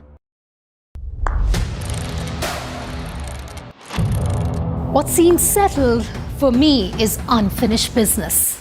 So I rewind, I pause, I reflect, I dig until what's buried stands up to be counted. Breaking ground, not just headlines, the meaning behind them. This is Breaking Ground with me, Vedika Sood. The front lines of Kargil. The fury of Operation Sindhu. So many attacks. The chaos and cries of disaster zones. To fighter jet cockpits. And the world's most defining interviews. It's incredible. He has seen history break. Live. Unfiltered. 20,000 hours of live broadcasting. Welcome to Left, Right and Centre. Hard facts. War-struck country. Hard questions. In the Ukraine. 30 years of trust. In the Kargil area. North Ukraine. In France, in Italy. At Srinagar. Vishnu Shom for NDTV. Vishnu Shom. Only on NDTV. क्या हाल बा? क्या है breakfast का इंतजाम आज सुबह? You're watching NDTV coverage of the Bihar elections. Cricket style RoboCam walking around. This is a wave of a kind which was only seen last in 2010. उम्मीद से बढ़कर जहां आप जाते हैं आप पार्टी को जीत दिला रहे हैं. Owaisi and the BJP right next to each other. क्या हो रहा है ये? आपने तो बिहार के चुनावी मैदान पे एक के बाद एक छक्के मारे आज. Prashant Kishore in his debut election in Bihar is not headed for the ceiling. Results on NDTV is the top trend right now. Oh, wow. जो मखाना बनाते हैं वहाँ पे मैं आपको तालाब में देखा था. Digital live viewership, NDTV is right on top. NDTV has been the OG of election coverage. Everyone who's watching, thank you for your trust, thank you for your time.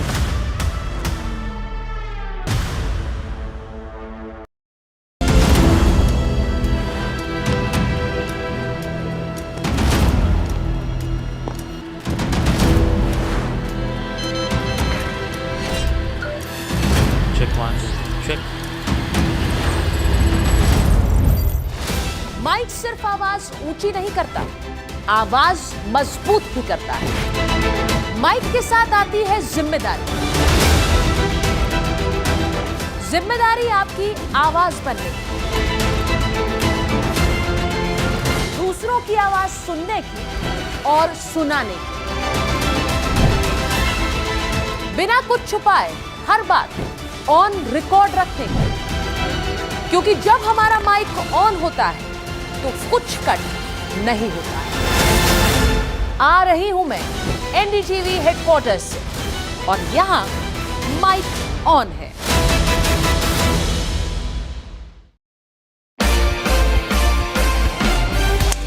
On the open fairways, under a vast sky, a new chapter in golf was written. The inaugural NDTV PGTI Golf Pro-Am Tournament, uniting business leaders and the best of Indian professional golf for a day of strategy, skill and pure sporting spirit. From booming drives to clutch putts, catch the action at these times.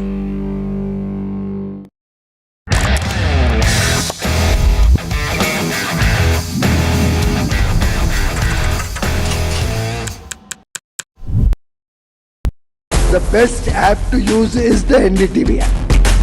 The best.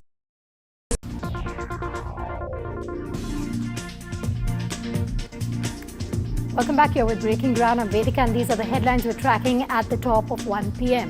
Karnataka Chief Minister Chair race escalates. Sources indicate that the decision on leadership in the state will be taken before the winter session of Parliament begins. Congress President Kharge expected to meet Rahul Gandhi very, very soon.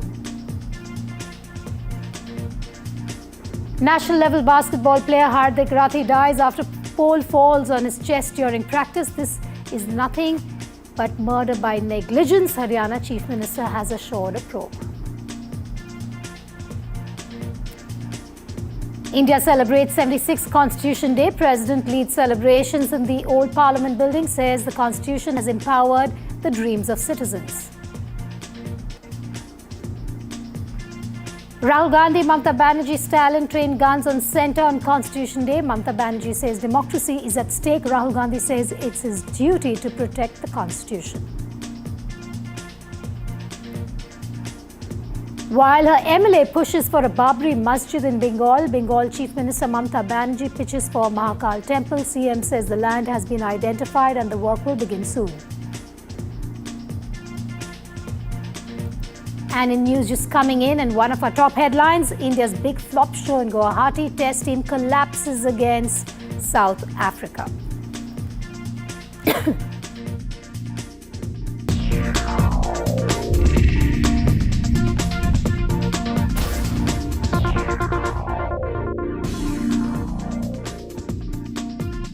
Unfortunately, there's no other way of describing this but India hitting a historic low.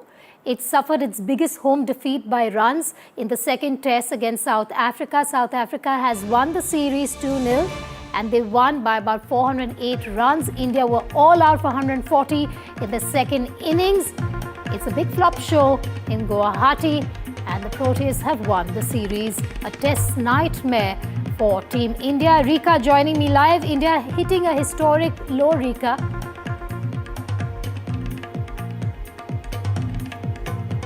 Runs India has lost by the highest margin of runs in Test cricket now, 408 against South Africa in the second Test in Guwahati. The Indian batters folded up for 140 runs on the final day of the Test match, and it took South Africa 1.5 sessions, I would say, to finish the formalities on the final day.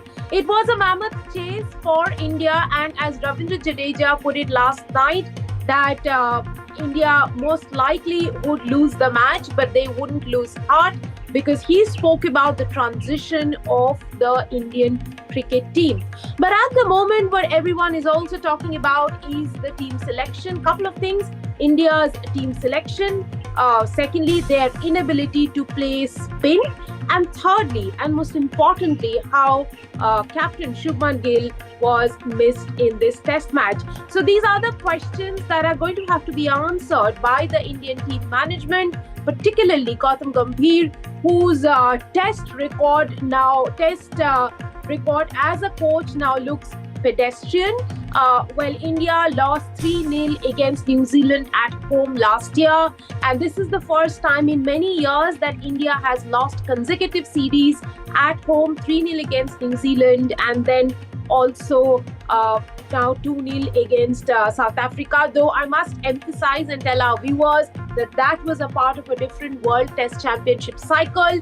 This is a part of a different World Test Championship cycle, but definitely this successive loss of 2 tests will hurt India in their eventual quest to reach the WTC final. So here we are at the end of some grueling Test cricket in Kolkata and Guwahati over 2 weeks. South Africa has come triumphs and showing why they are the World Test champions at the moment. But a lot of introspection required at this point, Rika. No doubt about that, given the way we've lost to South Africa, the last 2 games that we've played against them, the focus also on Gautam Gambhir. You have former cricketers who've been defending him, but you have others questioning him and the team's performance during the Test series.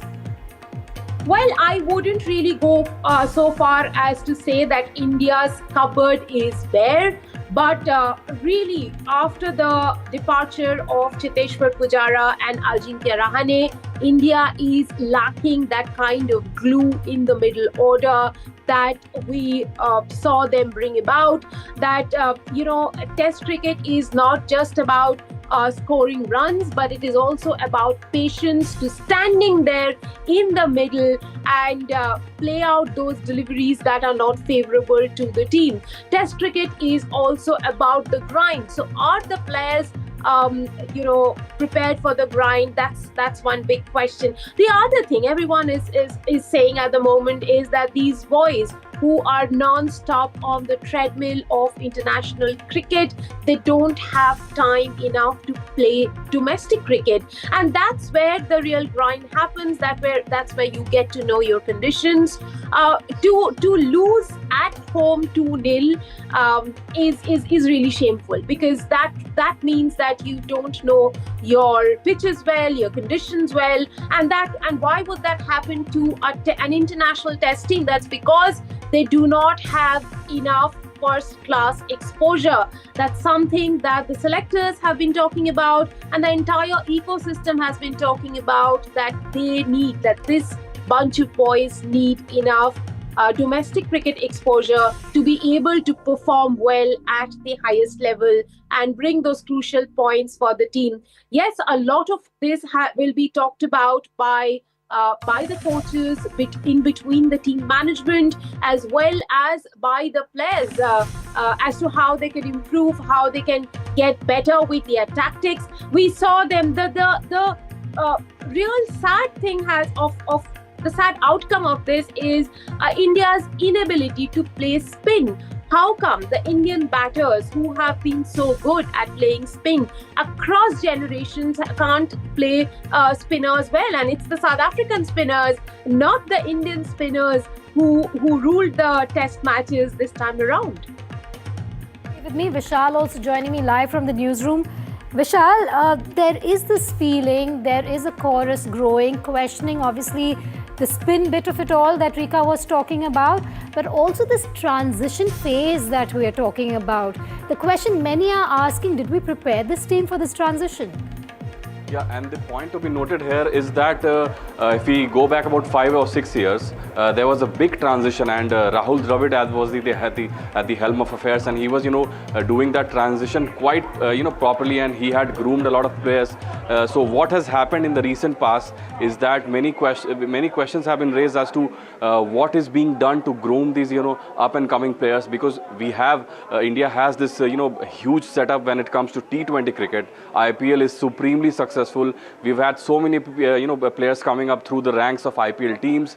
Overnight, they have become big, international stars. But when it comes to Test cricket, there doesn't really seem to be a big setup. Ranji has been there, for decades. It's a pretty successful setup. But does it really match the standards of first-class cricket when it comes to Australia or England? That is a question that is being raised. A lot of players in the fraternity, they have been talking about that the first-class setup also needs to be changed. There needs to be revision in the terms that the players are being paid. So players have protested also in the past that they are being paid quite less when it comes to the first-class cricket setup. So these questions have been, swirling around. But right now, it's all about the international team. This is the worst loss in Indian Test history. About 400 odd runs. That's huge. The last, huge loss was about 320 odd runs. That was Australia, and that was also in the Indian territory. That was in Nagpur, and this has been, overcome by almost more than 100 runs. So it will have to be, players will have to go back to the drawing board. The coaches will have to go back to the drawing board. Questions are being raised on the coaches, on the players, whether they are able to handle, the pressure at the international stage. Because, as I mentioned, T20 setup is supremely successful. India is doing really well when it comes to the limited overs cricket, particularly T20. But the 5-day affair seems to be quite disastrous at the moment. 5th straight loss at home, yes, and that to a 2-0, whitewash. And Test cricket is supposed to test both obviously the passion for the game, the character, the personality of the cricketer, as well as the potential that these cricketers have. Rika and Vishal, thanks for joining me live. Team India's home fortress viewers in Test stands breached, torn into and uprooted as South Africa secure a 2-0 sweep, winning both matches by convincing margins.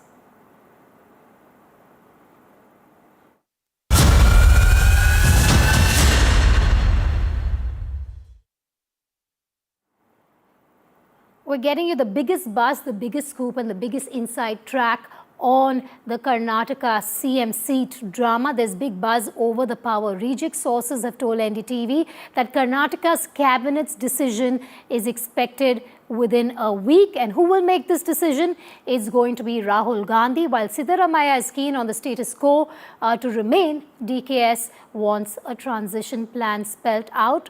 At least his camp has made that very clear. Sources also say that Rahul Gandhi and Kharge are likely to meet either today or tomorrow. So within the next 24 to 36 hours, that meeting between Mallikarjun Kharge, the Congress president, and Rahul Gandhi is to take place. The latest buzz stirred by Congress MLA and DK Sivkumar loyalist Iqbal Hussain, who has reiterated confidence that Karnataka's Deputy Chief Minister DKS will not 10%, 50%, 100%, but 200% become the next Chief Minister of the state of Karnataka.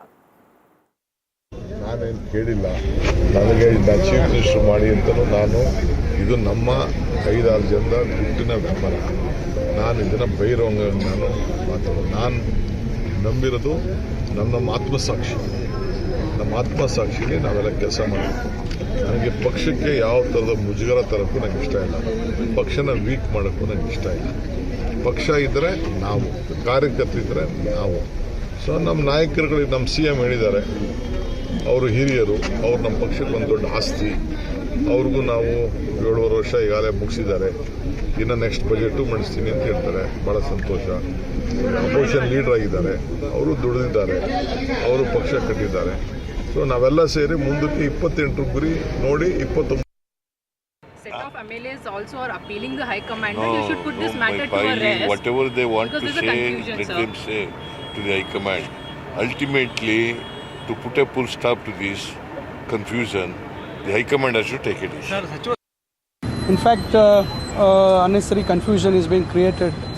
So I strongly feel that the Congress High Command is going to take a decision and clear all this confusion and allow the government to function smoothly now. See, our AICC president was here and again is going to come back.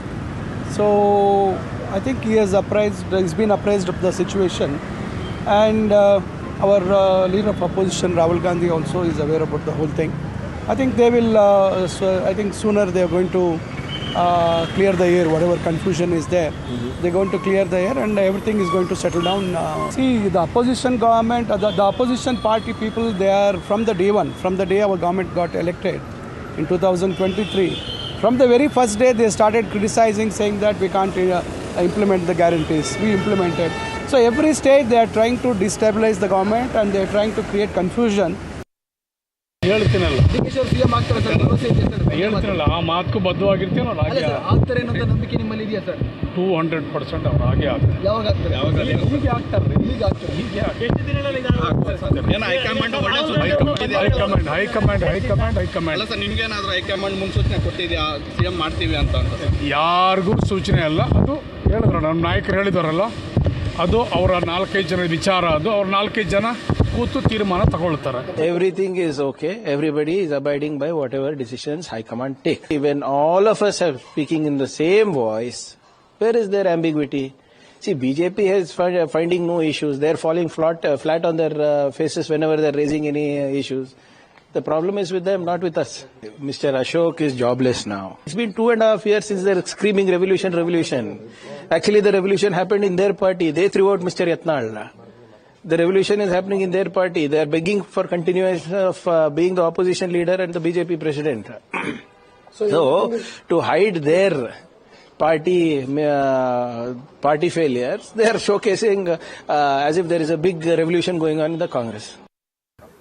ಏನು ಹೊರಗೆ ಬಂದಿಲ್ಲ, ಅದು ಪಕ್ಷದ ಆಂತರಿಕ ವಿಚಾರ. ಅದು high command, ಪಕ್ಷದ ವರಿಷ್ಠರು ಎಲ್ಲರೂ ಕೂಡ ನಿರ್ಧಾರ ಮಾಡ್ತಾರೆ. ಮತ್ತು ನೀವು ರಿಪೀಟೆಡ್ಲಿ ಎಲ್ಲ MLAಗಳು ಹಿಡಿದು ಕೇಳೋದ್ರಾಗ ಅರ್ಥ ಏನದು? AICC ಅಧ್ಯಕ್ಷರು ಹೇಳಿದ್ರು ಕೇಳೋಲ್ರಿ ನೀವು. ಸರ್, AICC ಅಧ್ಯಕ್ಷರ ಅಡ್ಕಿ ಸಿಕ್ಕಂಗೆ ಕ್ಲಿಯರ್ ಆಗಿ ಹೇಳ್ತಿರಂಗಿಲ್ಲ ರಾಜಕಾರಣ, ಎಂದು ಹೇಳೋದಿಲ್ಲ ಯಾರು. ಅದು ಆಗಂಗೆ ಆಗ್ತಿರ್ತದೆ, ಹೋಗ್ತಿರ್ತದೆ. ಅಲ್ಲ ಸರ್, ಈಗ ಮತ್ತೆ DK ಶಿವಕುಮಾರ್ ಅವರು CM ಆಗ್ಬೇಕಂತ ಹೇಳಿ 4-5 ಜನ, ಯಾರಿಗೆ ಆಸೆ ಇಲ್ಲ? ನಂಬಲ್ಲಿ CM ಆಗ್ತಕ್ಕಂಥ ರೇಸ್ನಾಗಿರೋರು ಭಾಳ ಮಂದಿ ಅದಾರ, ವರಿಷ್ಠರು, ಮತ್ತು ಅವರೆಲ್ಲ ದುಡ್ದಾರ. ಮತ್ತು ಅವ್ರು ಆದ್ರೆ ತಪ್ಪೇನಿದೆ? ಇದ್ದವರಿದ್ರೂ ತಪ್ಪಿಲ್ಲ, ಹೊಸದಾಗಿ ಆಗೋರಿದ್ರೂ ತಪ್ಪಿಲ್ಲ. ಪಕ್ಷದದು ಒಳಗೆ ಎಲ್ಲರಿಗೆ ಆಸೆ ಇರುವುದೇ. ಇವತ್ತಿನ ಪರಿಸ್ಥಿತಿಯಲ್ಲಿ ಘನತೆ, ಗೌರವ, ಮಾನ, ಮರ್ಯಾದೆ ಇದೆಲ್ಲ ಇದ್ದರೆ ಸಿದ್ದರಾಮಯ್ಯರು, DK ಶಿವಕುಮಾರ್ ಇಬ್ಬರು ಕೂಡ ವಿಸರ್ಜನೆ ಮಾಡಬೇಕು ಮತ್ತು ಚುನಾವಣೆ ಎದುರಿಸಿ ಜನಾಶೀರ್ವಾದ ಪಡ್ಕೊಂಡು ಬರ್ಬೇಕು. ಆಗಲೇ ಅವರಿಗೆ ಸರ್, DK ಅವರು ಕಾಂಗ್ರೆಸ್ನ CM ಆಗೋದಕ್ಕೆ ನಮ್ಗೆ ಯಾವುದೇ ಅಭಿಪ್ರಾಯ. One thing is clear, that power is above people for Karnataka Congress, and therefore people are suffering. Potholes, law and order, high prices, crumbling infrastructure, bad economic state, and women's safety is in tatters, and farmers are suffering. And what is the priority of Karnataka Congress and Congress Party?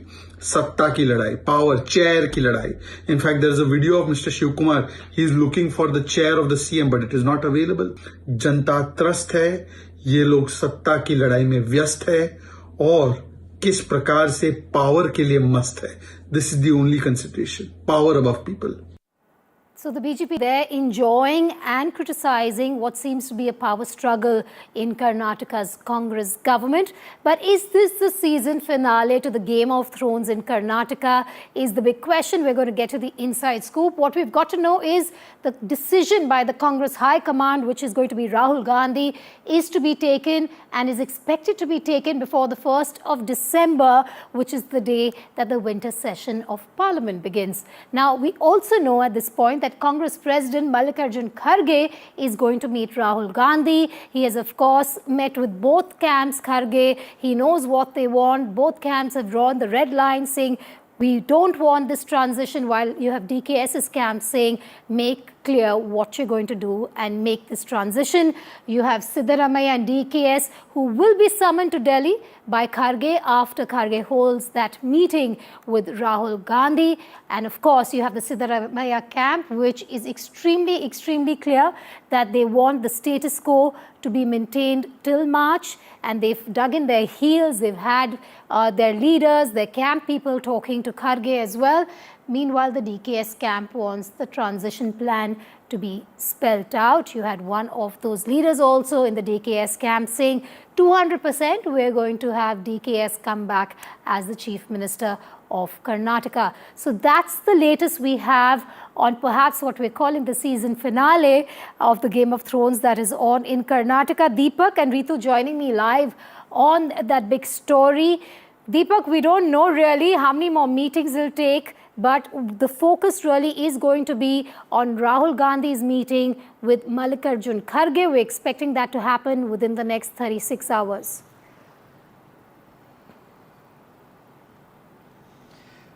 Well, you know, there are a lot of certainties here, but the most important question here is what is really going to be the decision that the High Command will make. Even as here Mr. D.K. Shivkumar hopes for a positive decision in his favor, Mr. Siddaramaiah's camp continues to maintain that, you know, he's going to continue. There is no question of power sharing. There is so many, you know, question marks that still continue to remain. So for the High Command to make that decision and to ensure that decision also trickles down and plays out, you know, in the manner that they want in Karnataka is important, because they do not want a divided house. They do not want things to really go out of control here.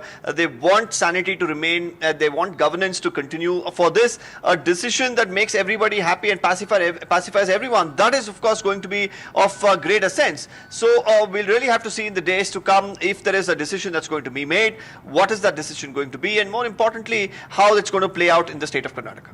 Right, and Ritu, you're also with me. We've seen DKS also meet with Jarkioli. What details can you share with us? That's one meeting that perhaps some expected, some didn't, given the criticism that Jarkioli has also, you know, been public with against DKS in the past. Well, you see, it's not just Satish Jarkioli, but certainly there have been many leaders from Siddaramaiah's camp who are basically making meetings with D.K. Shikumar and, you know, exchange their thoughts as well to keep a lot of leaders basically acting as mediators as well in this whole issue. Now, but the main question over here that pops up is that how come the DK's camp comes out right sharply when the state government completes its 2.5 years? Now, obviously, you know, a lot of that leaders from the Siddaramaiah's camp also hint toward it that if the High Command had made this very clear during the initial dates itself, this wouldn't have led to this sort of a confusion to, you know, till date that we are really seeing. And now that right after 2.5 years, you have a lot of MLAs from the DK's camp who say that it is the time for the DK to become the Chief Minister. Now, certainly this also hints for us to understand that because there was some sort of a confusion on the day itself when the High Command had decided for the Chief Minister's position as Siddaramaiah, basically there might have been certain conversations that were up that time. Now, that's the reason you have the camp coming out and saying the High Command that why don't you make D.K. Shikumar the Chief Minister.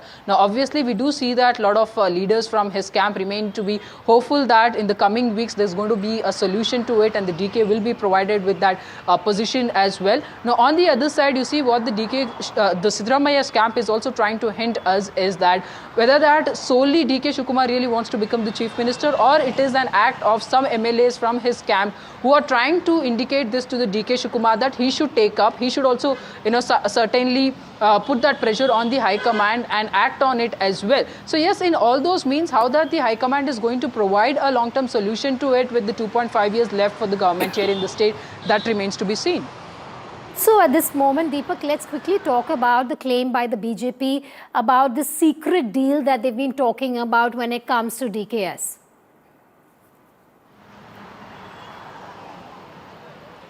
Well, whether that's even on the table right now, well, it's probably too far-fetched to delve into that aspect. But the aspect here to really look into is how the Congress is going to deal with this situation, because it is a ticking time bomb, and they do not want this to explode, because it will explode on their faces, because it's already a situation where you have the opposition that's taking pot shots each and every day.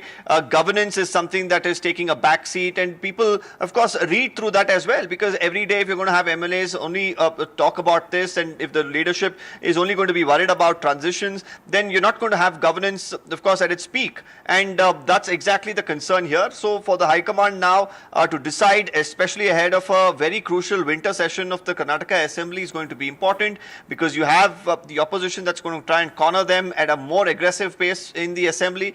There is also the Parliament that's going to begin at the beginning of the December. So the High Command does not want to really bother about another impending situation in Karnataka while they have their own concerns there to deal with in Delhi. So it's all now up to the High Command as to how they'll decide, because the Chief Minister himself said there is a confusion. It is the High Command that has to resolve it, and they have to do it. So it has come from the horse's mouth itself. So when is the High Command is going to decide, and more importantly, what is the High Command that we're referring to here? Because Mr. Kharge seems to be wanting to discuss with this Rahul Gandhi, and then Mr. Rahul Gandhi, of course, has not really made any communication very clear. So at the end of the day, it's up to the Gandhi family, it looks like, to make this final decision. When that decision is made, who's going to be left out? Is there going to be happy faces all around, or is there going to be disgruntled camps? That is the crucial question. And let's talk about that for another moment as well, Deepak, because obviously both camps will not be happy with that decision. This is a huge challenge for Rahul Gandhi, who's just come out of a massive defeat in the state of Bihar. Both the camps are looking up to Rahul Gandhi to make a decision, and this will be a huge challenge for the man who has to make the final call.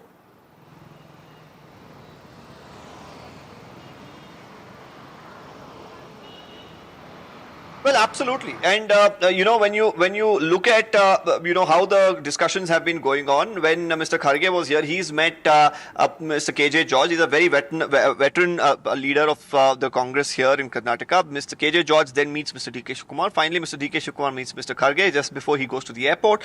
Now, the message or the discussion that was held between the two leaders, Mr. Kharge and Mr. DK Shivakumar in particular, during that 20-minute or 30-minute ride to the airport, and what that message would be and what is relayed to Delhi, and then the information that comes in from there is going to be very crucial, because what I'm picking up is that there is a possibility over the weekend ahead of the parliament session that Mr. Rahul Gandhi could invite Mr. DK Shivakumar and Mr. Siddaramaiah to speak about this issue as to how to go about this in the future. At that point in time, whether there will be a clear-cut message sent out, whether there's going to be somewhere a decision that will be made, we'll of course know. But as of now, from what I am gathering from my sources here, there is no information about this meeting that has yet reached either Mr. DK Shivakumar's team or Mr. Siddaramaiah's team. So as of now, it's still speculative. Today, of course, we're expecting Mr. Kharge to have a brief talk with Mr. Rahul Gandhi. He's flying back to Bengaluru tonight. So the meeting, of course, has to happen before that, if it is a possibility. Mr. Rahul Gandhi, of course, will be apprised of the situation and the impending crisis here in Karnataka, and he will, of course, have to take this call. So how soon is the question now?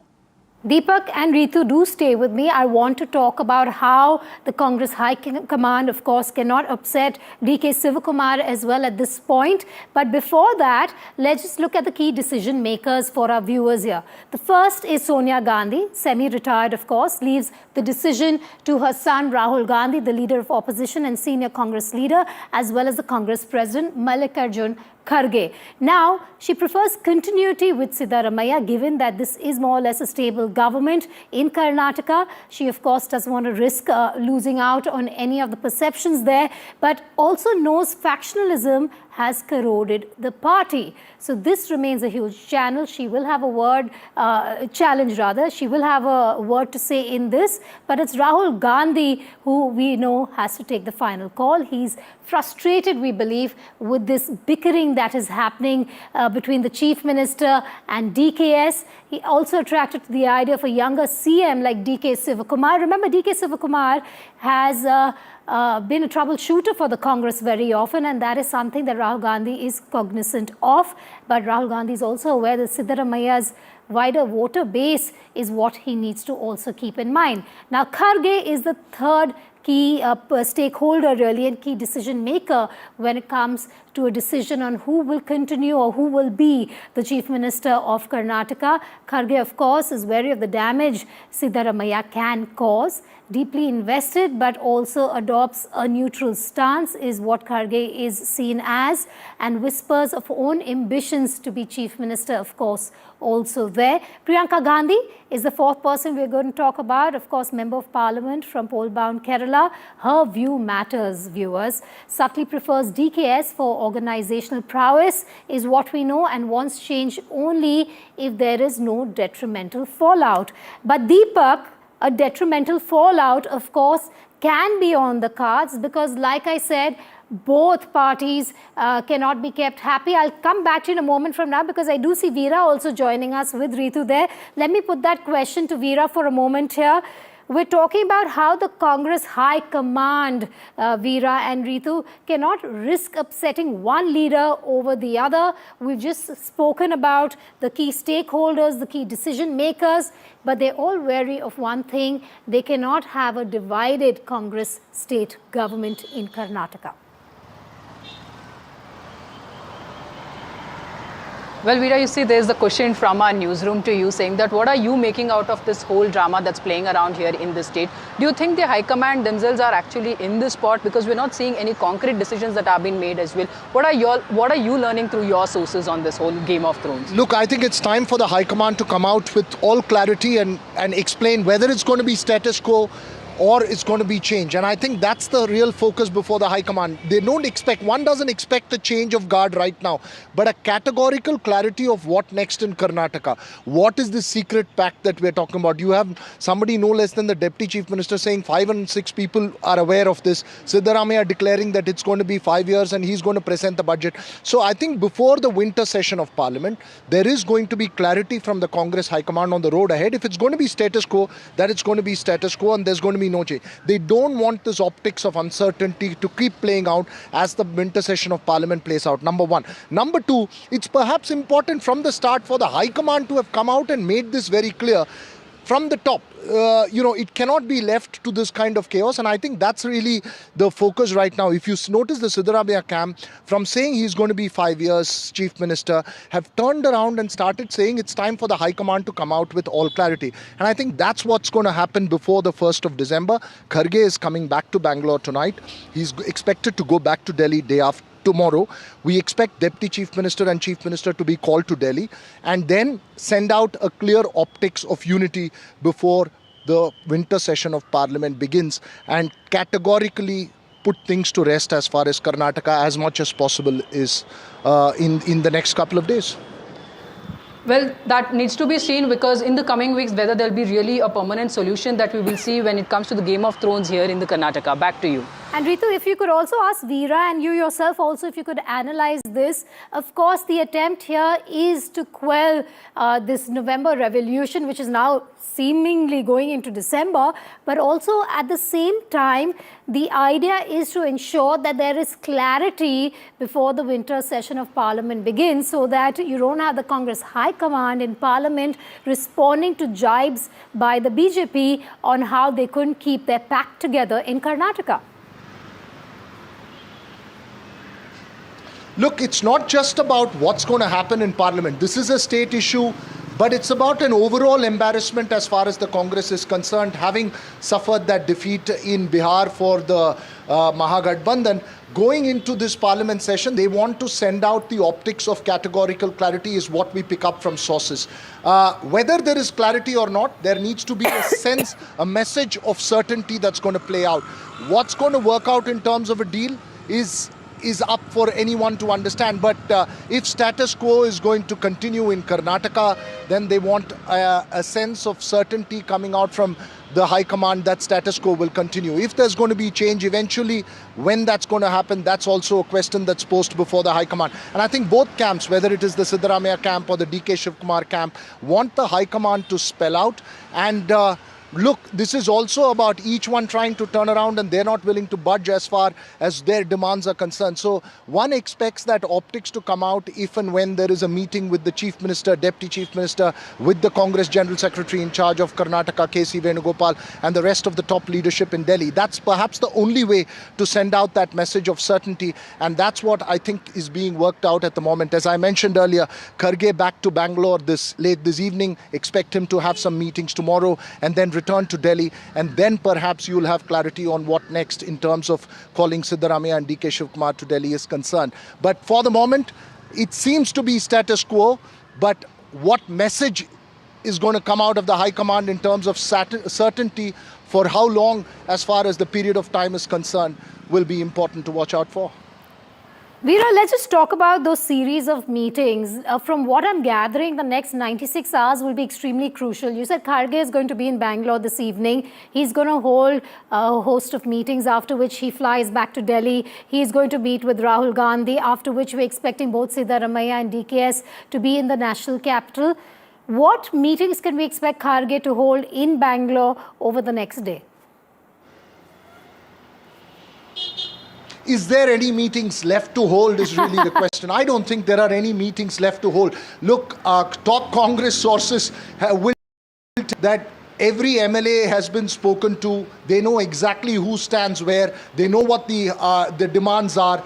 It's the question of optics of confusion that's playing out with public statements, and they have to put a rest to that. So I don't think there are going to be any categorical, crucial meetings that Mr. Kharge can hold the stage, except to communicate between the different sides on what's being played out. I think what the Congress High Command is working towards, as I mentioned, is more about an optics of clarity to the outside, of certainty, and also to the different thing on what next. Look, there is a talk of reshuffle. So some senior leaders indicate that most of the MLAs camping and bargaining in Delhi are trying to pitch themselves for a cabinet reshuffle up next. We're talking of a larger leadership change that's there. There's also the question of whether state Congress president's post will be changed, whether the status quo where DK Shivkumar has the post of state Congress president and deputy chief minister and the only deputy chief minister, and Siddaramaiah holds the chief minister's post. That's the arrangement that was worked out after 2023. Whether that holds or whether there will be minor tinkering that's going to happen. So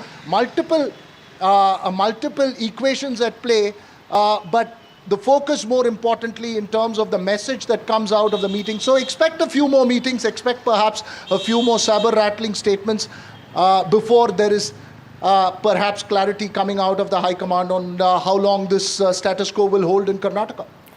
Veera, before I let you go, it's important also for our viewers to know that the BJP has been alleging the secret deal claim when it comes to DKS. Keeping that aside for a moment, Veera, explain to our viewers why the Congress High Command cannot upset DK Shivkumar at this point. He's also known as this troubleshooter when the Congress has needed him. Look, it's not just the BJP. DK Shivkumar himself has publicly said that what happened and the deal that we're talking about is known only to 5 or 6 people. There have been private conversations all through the last 2.5 years about this power sharing arrangement, and this matter came up just as the Congress government in Karnataka crossed the 2.5-year mark. So what next has been something that's been simmering all along. And it's traditionally the nature of perhaps Karnataka politics that offering a stable government, there's often this power play that plays out, whether it's the BJP or Congress. So leave that aside. Why is DK Shivkumar important? Look, the MLAs may be with Siddaramaiah, and I think it's believed and from according to most senior Congress leaders that Siddaramaiah has the categorical support of a larger number of MLAs. DK Shivkumar may not have that many number of MLAs, but remember the High Command's word becomes the writ for most of the MLAs, and the High Command has its own share of MLAs who are completely loyal to the Congress High Command. DK Shivkumar important because he has been the organization man who was credited with the victory. Back to you. Okay, Veera, sorry, I'll have to cut you out there. We have some breaking news coming in. We're now hearing from Gautam Gambhir in that press conference post the drubbing that India has received at the hands of South Africa. The Team India coach has spoken out on the loss to South Africa. Gautam Gambhir is putting the onus of the loss on the players. He has said that this team hasn't played enough tests. We believed our decisions were right. This comes at a time when Gautam Gambhir has been facing intense criticism for some of his decisions as well as the selection of the test team. Rika is with us. Rika, just take us through all that Gautam Gambhir has said. He's also spoken about how he is ready to step down if required, but the past performance of Team India should also be taken into account when that question is raised. Well, I don't think he said that he's ready to step down. He said that whether or not he remains the coach of the Indian cricket team, that is not in his hands. It's in the hands of BCCI. But whoever makes that decision to have him or not must also remember that the team won the Champions Trophy and the team won the Asia Cup under him. Those are different formats. Those are white ball formats. But, you know, he put his intent out to say that test cricket should be prioritized, and he also said that he also spoke very, very categorically about Indian team's transition, saying that most of these boys they are only 10 to 15 test matches old. They haven't really learned the art of absorbing pressure, and they are learning on the job currently. All right. And this is what a transition really looks like, and that these cricketers need a longer run. He also said they never went wrong. I'm running out of time there, Rika, but a quick correction also to let our viewers know that the coach has said up to BCCI to decide my future, but I'm the same guy who got you results in England and was coach for the Champions Trophy, is what Gautam Gambhir has said. This is a part of the press conference that he's held after, or rather he's addressed after that huge debacle that we've seen in the second test, after which India has lost 2-0 to South Africa. All right, we're simply a short break. News and updates will continue in moments from now. Stay tuned to Breaking Ground.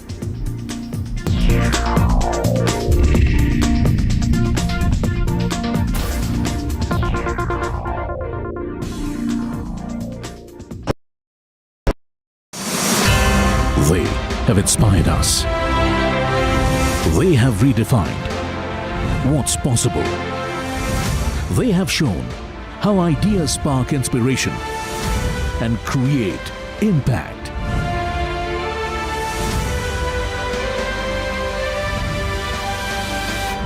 NDTV Indian of the Year 2025. Ideas, inspiration, impact. Coming soon. 21 days in Kashmir. People have bombarded me, friends, with requests for an unfiltered list of things I saw and observed on the ground. Very special ground report from the line of control. There were some children who've lost limbs in the shelling. They are now India's smallest but possibly the most powerful crime family. Cough syrup has killed at least 25 children. Gaikwad sahab, aise mat kijiye. Suddenly people are wondering about the weaponization of India-Pakistan cricket. We live and breathe elections. You will not believe your eyes or ears when I show you what I'm about to do. And for a country that has fought so many wars in the mountains and at high altitude. We're standing on the Indian Navy's newest warship. The line of control, Shiv Arur, NDTV.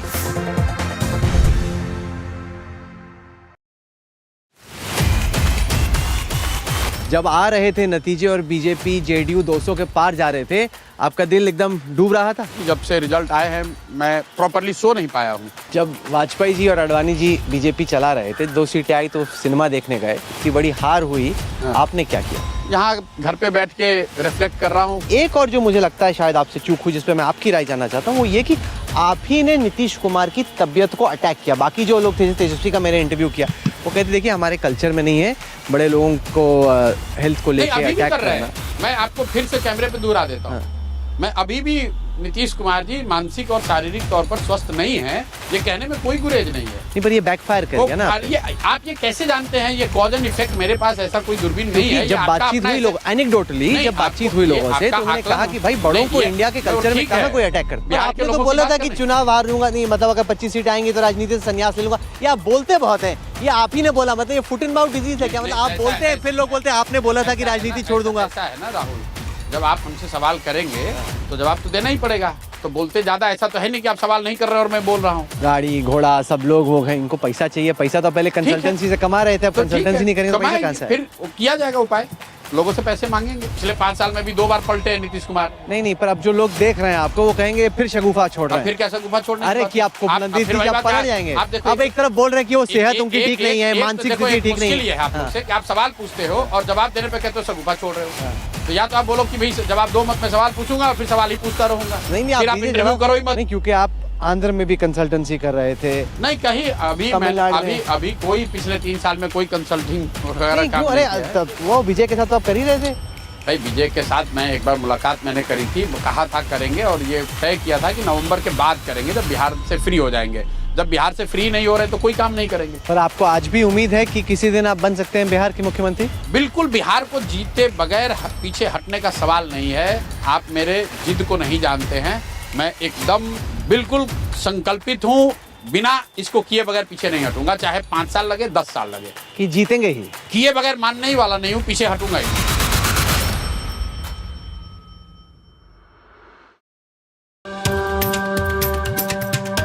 Namaste India. As you all know, I've been traveling around the world with my music. But this one is truly special. Something that's India. You all must have seen the magic that was created in Kun Faya Kun. Now it's your chance to experience it with me. So book your tickets from District app and together let's create harmony of hearts. See you Delhi. I don't sugarcoat. I shoot straight and tell you stories the way they need to be told. Unfiltered, unafraid, unmissable. That's how I roll. Watch me, Priyanka Deo, on NDTV World. Namaste.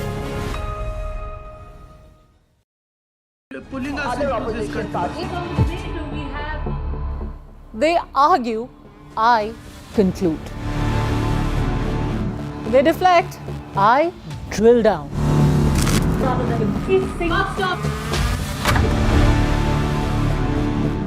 This isn't a free for all. It's a reckoning. No filler, no fog. Only the facts and where they lead.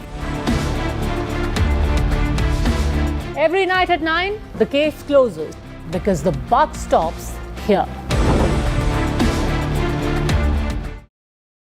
Across the country, he has tracked the pulse of power from Washington to Korea. Witnessed history being made in global capitals and conflict zones. Brought clarity to complex issues of national security and international affairs. Aditya Raj Kaul, covering international affairs like no one else. Only on NDTV network. What seems settled for me is unfinished business.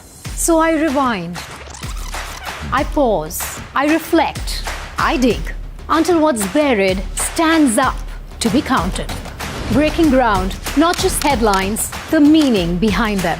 This is Breaking Ground with me, Vedika Sood. The front lines of Kargil. The fury of Operation Sindhu. So many attacks. The chaos and cries of disaster zones. To fighter jet cockpits. And the world's most defining interviews. It's incredible. He has seen history break. Live. Unfiltered.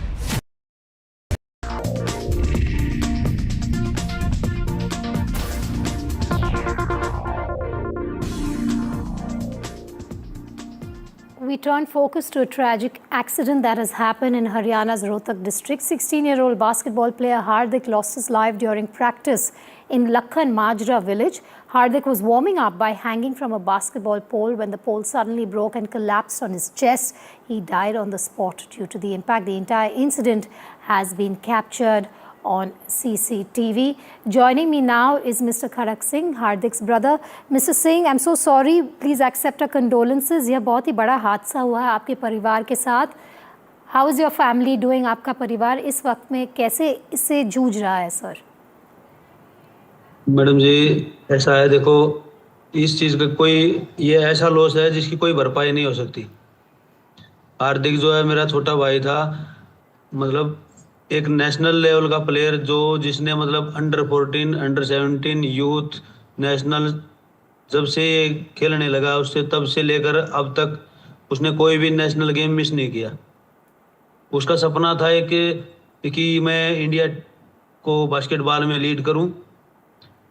उसके अंदर एक जुनून था उसने अपने माँ बाप के सपने को पूरा करने के लिए जी तोड़ मेहनत कर रखी थी जी. एक बहुत ही मतलब शांत स्वभाव का और बहुत ही बोलने का ऐसा तरीका था उसको कि आज मेरे हिसाब से पूरे हिंदुस्तान में कोई भी ऐसा बास्केटबॉल का मतलब अधिकारी या कोई भी खिलाड़ी जो है हार्दिक को शायद ही ना जानता हो. मिस्टर सिंह, क्या हुआ था इस हादसे के बारे में आप हमें क्या बता सकते हैं? How did it all happen? Ma'am, ये सवेरे 10:30 बजे के आसपास की बात है. तो बच्चे दिन में जैसे 2 बार सुबह और शाम प्रैक्टिस के लिए जाते हैं ग्राउंड पे.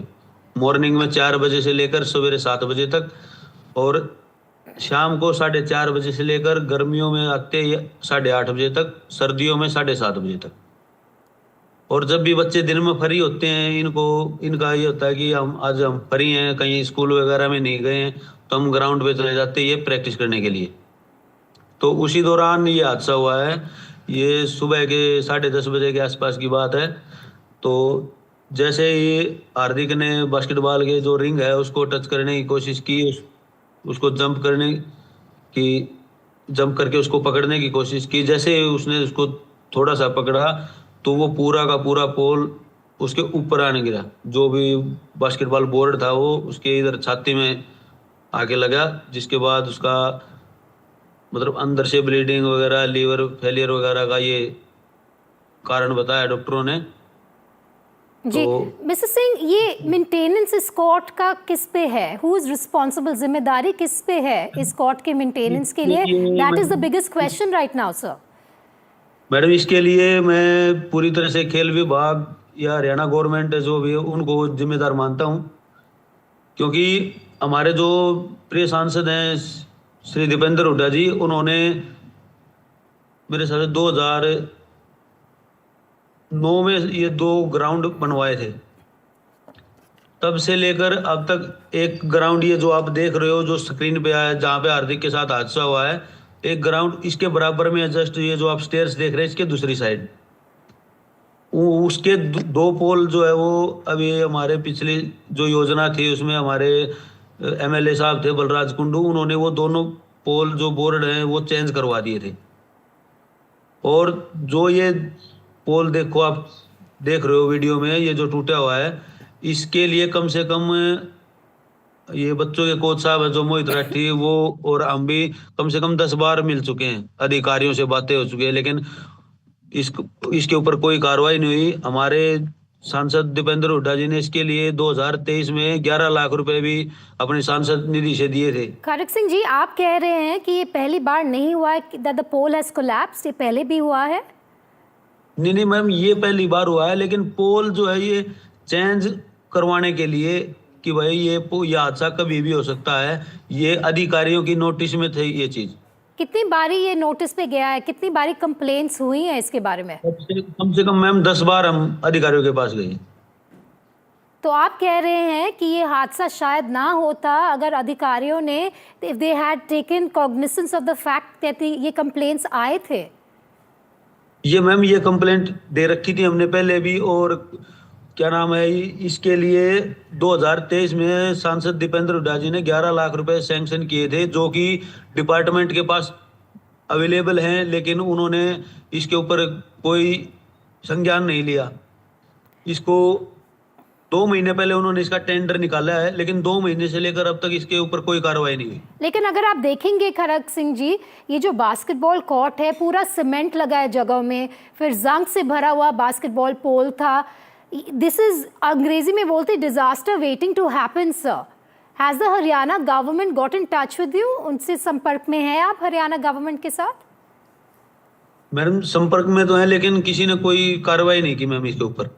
उनको नॉलेज है इस बात की, इसकी जेई साहब इसका इंस्पेक्शन कर चुके हैं और इसको बोल चुके हैं कि यहाँ पे ये पोल कभी भी गिर सकता है, हादसा हो सकता है कभी भी। और इस हादसे के बाद, after the death of your brother, Haryana government have they been in touch with you?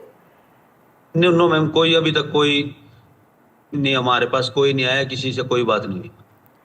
Khadak Singh ji, how would you want, आप किस तरह अपने भाई को, how would you want him to be remembered by the people? आप बोल रहे थे कि वो बहुत शांत स्वभाव के थे, और क्या कह सकते हैं आप हार्दिक के बारे में?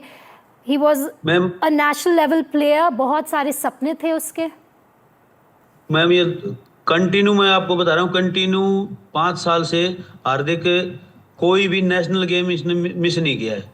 हर बार नेशनल खेला है इसने, चाहे वो यूथ नेशनल है या फिर अंडर 14 है, अंडर 17 है, जूनियर है, सब जूनियर है, इसमें हर बार हार्दिक ने नेशनल में पार्टिसिपेट किया है। इनकी पोजीशन भी आई है, 2nd पोजीशन भी आई है, इन्होंने 1st भी लिया है, इन्होंने 3rd भी लिया है। खड़क सिंह जी, आपका क्या मैसेज होगा हरियाणा गवर्नमेंट को इसके बारे में? मैसेज तो मैडम मैं ये देना चाहूँगा कि मेरी हरियाणा गवर्नमेंट से हाथ जोड़कर विनती है कि हमने तो अपना भाई खोया है छोटा, लेकिन हम चाहते हैं कि कोई और माँ बाप अपना कोई बच्चा, कोई भाई ना खोए। तो रिक्वेस्ट ये है कि एक बार जरूर इस ग्राउंड को आप आके, जो भी ऑफिशियल हैं वो एक बार इसको आके इसके ऊपर कार्रवाई करें, इसको अच्छे तरीके से तैयार करवाए, ताकि बच्चों को मेडल लाने की कीमत अपनी जान देकर ना चुकानी पड़े। Mr. Singh, thank you so much for speaking to us here on Breaking Ground. This is of course a very difficult time for you, but thank you for speaking to us. That's Khadk Singh, Hardik's brother, saying that several complaints were sent to the Haryana government to improve this court, to change those basketball poles, but that didn't happen, and this has been the result of it all. On that note, we slip in a short break. News and updates will continue on NDTV. Stay tuned.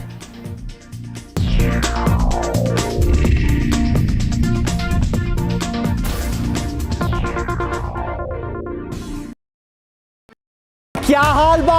क्या है breakfast का इंतजाम आज सुबह? You're watching NDTV coverage of the Bihar elections. Cricket style RoboCam walking around. This is a wave of a kind which was only seen last in 2010. उम्मीद से बढ़कर जहां आप जाते हैं, आप पार्टी को जीत दिला रहे हैं. Owaisi and the BJP right next to each other. क्या हो रहा है ये? आपने तो बिहार के चुनावी मैदान पे एक के बाद एक छक्के मारे आज. Prashant Kishore in his debut election in Bihar is not headed for the ceiling. Results on NDTV is the top trend right now. Oh, wow. जो मखाना बनाते हैं वहाँ पे मैं आपको तालाब में देखा था. Digital live viewership, NDTV is right on top. NDTV has been the OG of election coverage. Everyone who's watching, thank you for your trust, thank you for your time.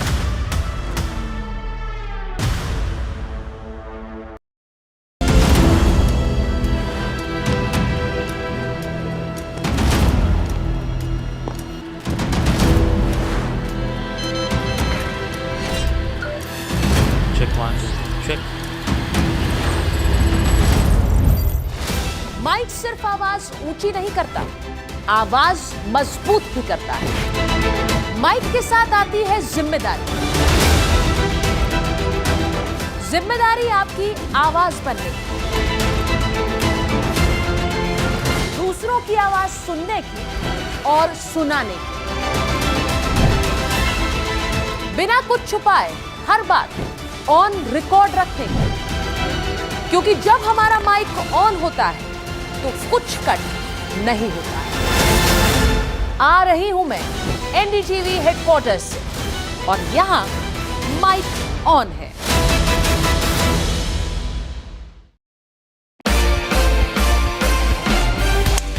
On the open fairways under a vast sky, a new chapter in golf was written. The inaugural NDTV PGTI Golf Pro-Am tournament, uniting business leaders and the best of Indian professional golf for a day of strategy, skill and pure sporting spirit. From booming drives to clutch putts, catch the action at these times.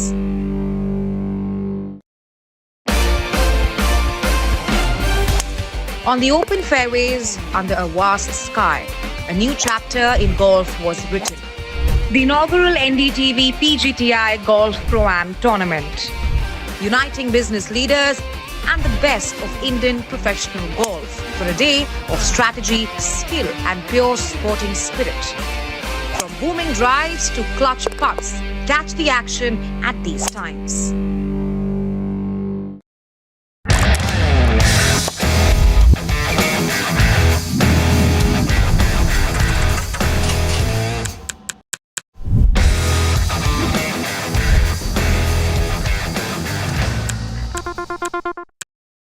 The best app to use is the NDTV app.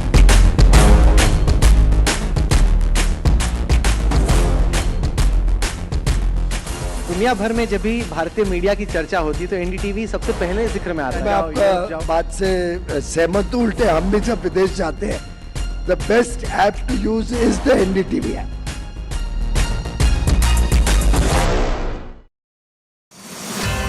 They have inspired us.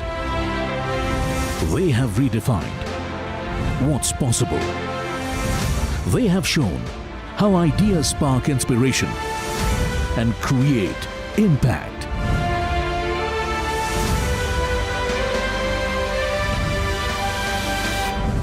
NDTV Indian of the Year 2025. Ideas, inspiration, impact. Coming soon. 21 days in Kashmir. People have bombarded me, friends, with requests for an unfiltered list of things I saw and observed on the ground. Very special ground report from the line of control. There were some children who've lost limbs in the shelling. They are now India's smallest but possibly the most powerful crime family. Cough syrup has killed at least 25 children. Gaikwad sahab, ऐसे मत कीजिए. Suddenly people are wondering about the weaponization of India-Pakistan cricket. We live and breathe elections. You will not believe your eyes or ears when I show you what I'm about to do. And for a country that has fought so many wars in the mountains and at high altitude. We're standing on the Indian Navy's newest warship. The line of control, Shiv Arun, NDTV.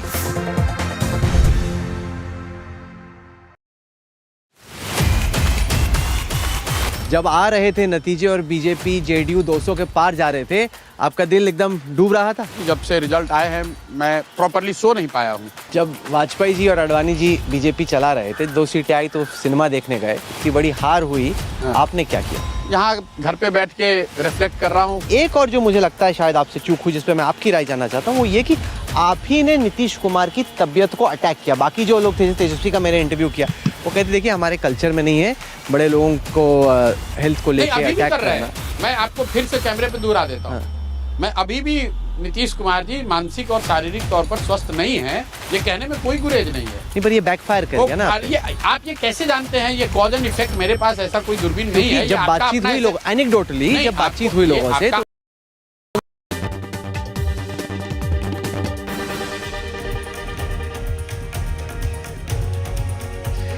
A very good afternoon to all our viewers. Thanks for tuning into NDTV. This is the Southern View. Me and my colleagues from down south, of course, will take you through the next half hour, bringing you all the top stories that matter from the southern part of India. First up, we're going to start with Karnataka. Meanwhile, of course, I'll also be joined in eventually by my colleagues from Tamil Nadu, Sam Daniel, Vijay, Ashish and Uma Sudhir from Hyderabad, and more importantly, even Ashwin from Kerala as well. But my colleague Ritu and me, of course, now will take take you through the political developments that are taking center stage here in Karnataka.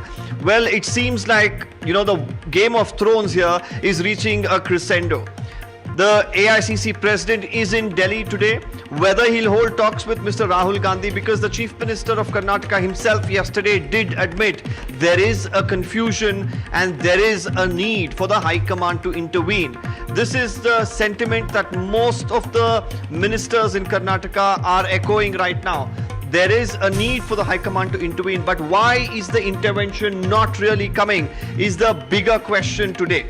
As we look at all of these developments that have been taking place, the question here is, when is this resolution going to come by? As we speak, I'm going to be joined in very soon by the BJP party president, Mr. Vijendra as well, because things are very dynamic, very fluid here in the state of Karnataka. Now, very quickly, of course, now, as I speak, Mr. Vijendra is here. I've come to his residence. Let's try and get in a word. So we are looking at a lot of developments. Thank you for joining us firstly here on Southern View on NDTV. I would like to ask you today at the outset, when you look at the political developments that are taking place, how does the BJP really look at it? Are you going to just watch as things develop, or are you an active participant in all ways than one can imagine? Bharatiya Janata Party, we are a principal opposition party in Karnataka. The mandate the people of Karnataka they have given a clear mandate to the Congress party. There are more than 140 MLAs. Now the issue is, in spite of having absolute majority, because of the internal bickering, internal conflict, state is getting affected. The farmers' issue has not been addressed by the ruling Congress government. Sugarcane growers are protesting, maize growers are protesting, and totally the farmers are distressed due to the recent floods. But unfortunately, Congress, they're busy with the internal bickerings. So this is a very unfortunate situation. As far as we are concerned, we are not interested in the what happening in the ruling Congress party. You're only saying that the governance is taking a hit. When you say governance is taking a hit, the response that usually comes in from the Congress party is that these are internal issues. Governance in no manner is being affected. The BJP should worry about its own internal problems. See, Bharatiya Janata Party from last couple of weeks, we have been protesting against this ruling Congress government. When the farmers' demand has not been met by Siddaramaiah government, it's our responsibility to address those issues. Even yesterday I was in Davangere, where maize growers, paddy growers, they have been demanding compensation from the ruling Congress government. Okay, so you're saying that's not happening. I'm sorry to interrupt you, but very quickly, Mr. Mallikarjun Kharge has reacted on the Karnataka conundrum. I'm going to play out that reaction for our viewers, and then I'm going to ask you for a response, Mr. Vijendra. Stay with us. Let's listen to what Mr. Mallikarjun Kharge has said. देखो, वहाँ के सरकार क्या कर रहे हैं वहाँ के लोग बोल सकते हैं, लेकिन मेरा कहना ये है कि ऐसे समस्याओं को हम सुलझाएंगे. हम हाई कमांड के लोग, मैं हूँ, हमारे राहुल जी हैं, हमारे नेता, श्रेष्ठ नेता सोनिया गांधी जी है. हम बैठ के सोच के उसको कुछ किस ढंग से क्या कर रहे हैं, कैसा चल रहा है, उसको क्या करना है, जो मेडिसिन देना है वो सब देंगे उसके तहत. So, well, Mr. Mallikarjun Kharge acknowledging there is an issue and saying that he, Sonia Gandhi and Mr. Rahul Gandhi will fix it. Sir, right now, the High Command, many questions again come up as to who the High Command here is, when some of them say whether it is Mr. Mallikarjun Kharge, because when he was in Bengaluru, it's not as if the situation was resolved. He's gone back to Delhi, speaking to the Gandhi family. Now he says all the three combined will fix this. First of all, I really feel pity about Mallikarjun Kharge, simply because he, being a senior-most politician who has been here in the politics from last more than 5 decades, his statement yesterday was, he was literally very helpless. What can I do? let Rahul Gandhi and let him come and fix it. But unfortunately, Rahul Gandhi is busy traveling across the world. He's nowhere in the country. See, as far as BJP is concerned, we are not worried whether Siddaramaiah is going to continue as a chief minister or someone else will replace him as the chief minister. What we are fighting is, due to your internal conflict, state is affected. There is no development work. Farmers' issue has not been addressed. This is the issue. So But BJP... sir, some of your leaders, very quickly I want to ask you, some of your leaders have been talking about that if they don't have a problem if Mr. DK Shivakumar becomes the chief minister. Is this any feeler that you're sending forth? Because, you know, there has been a conversation around this as well. There is no iota of truth in this thinking. As far as BJP High Command is concerned and Karnataka BJP is concerned, we are keeping away from all these developments. We are sitting in the opposition. We are happy with sitting in opposition, and we will fight against this ruling Congress government. We are nowhere. We don't want to be a party in this entire episode. Okay.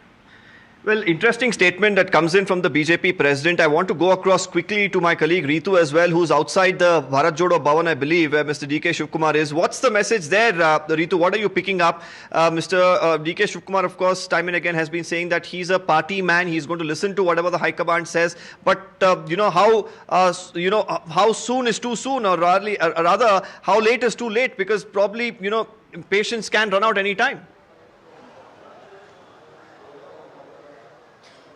Well, you see, of course, now the whole matter falls into the court of the High Command. What are they going to say? Now, that's something that the DK Shivakumar is also waiting for. Remember, he's already said that it is an act of somewhere around 6 to 7 leaders from the party, and there are many leaders who are also aware of it. Now, what really he means in that sense is also becomes very important as well.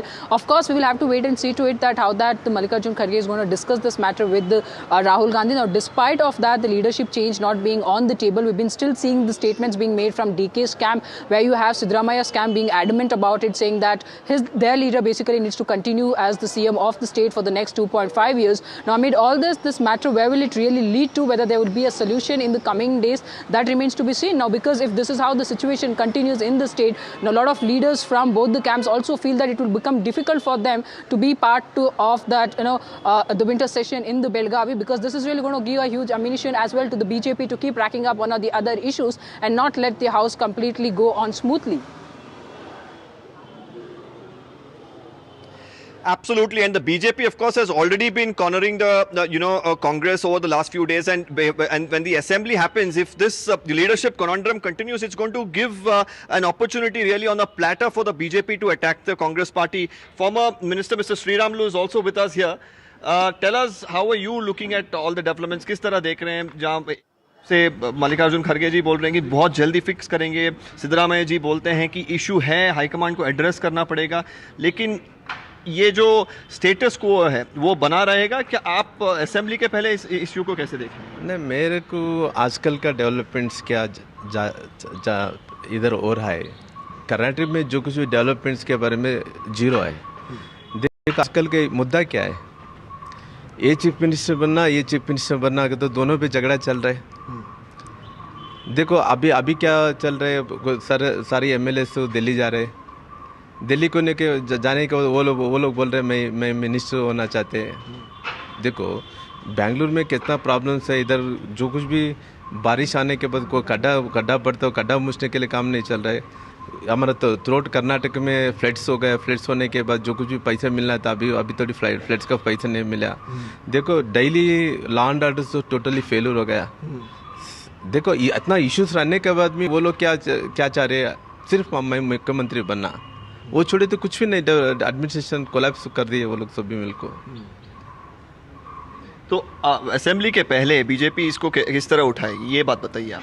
100% देखो हम आगे जा रहे। देखो आज का हमारा अध्यक्ष already spoke to you, already जो कुछ भी बोला है, देखो हम फार्मर के साथ जोड़ को काम करना चाहते हैं। हमारे येडियुरप्पा फार्मर्स का लीडर है, हम पहले से बहुत सालों से फाइट कर ले का है। हम आगे का फाइट है, हम सरकार के विरुद्ध फाइट करना का तो डिसीजन ले ले। हर एक देखो तुंगभद्रा जलाशय में पानी अभी थोड़ी लोग को नहीं पहुंचाया, बहुत सारे इश्यूज हैं। कावेरी के सूबे में पानी आया तो भी तमिलनाडु को छोड़ दिया, इधर के लोग को पानी नहीं छोड़ रहे।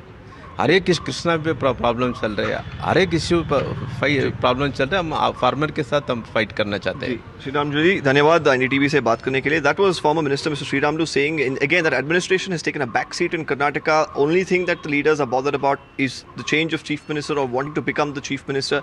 So we'll really have to see with this sort of opposition that's mounting from the BJP and the JDS combined, especially in the next a week or so. We have the assembly session that's to be that's to begin in Belgavi. That's the winter session. It's of course a big moment for the High Command really to address, because they need to fix this issue.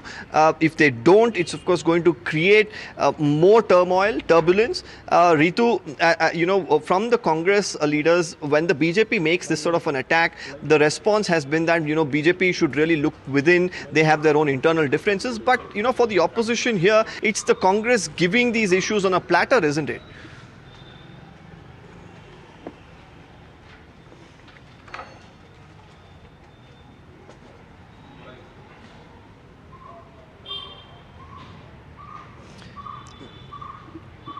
Well, we seem to have lost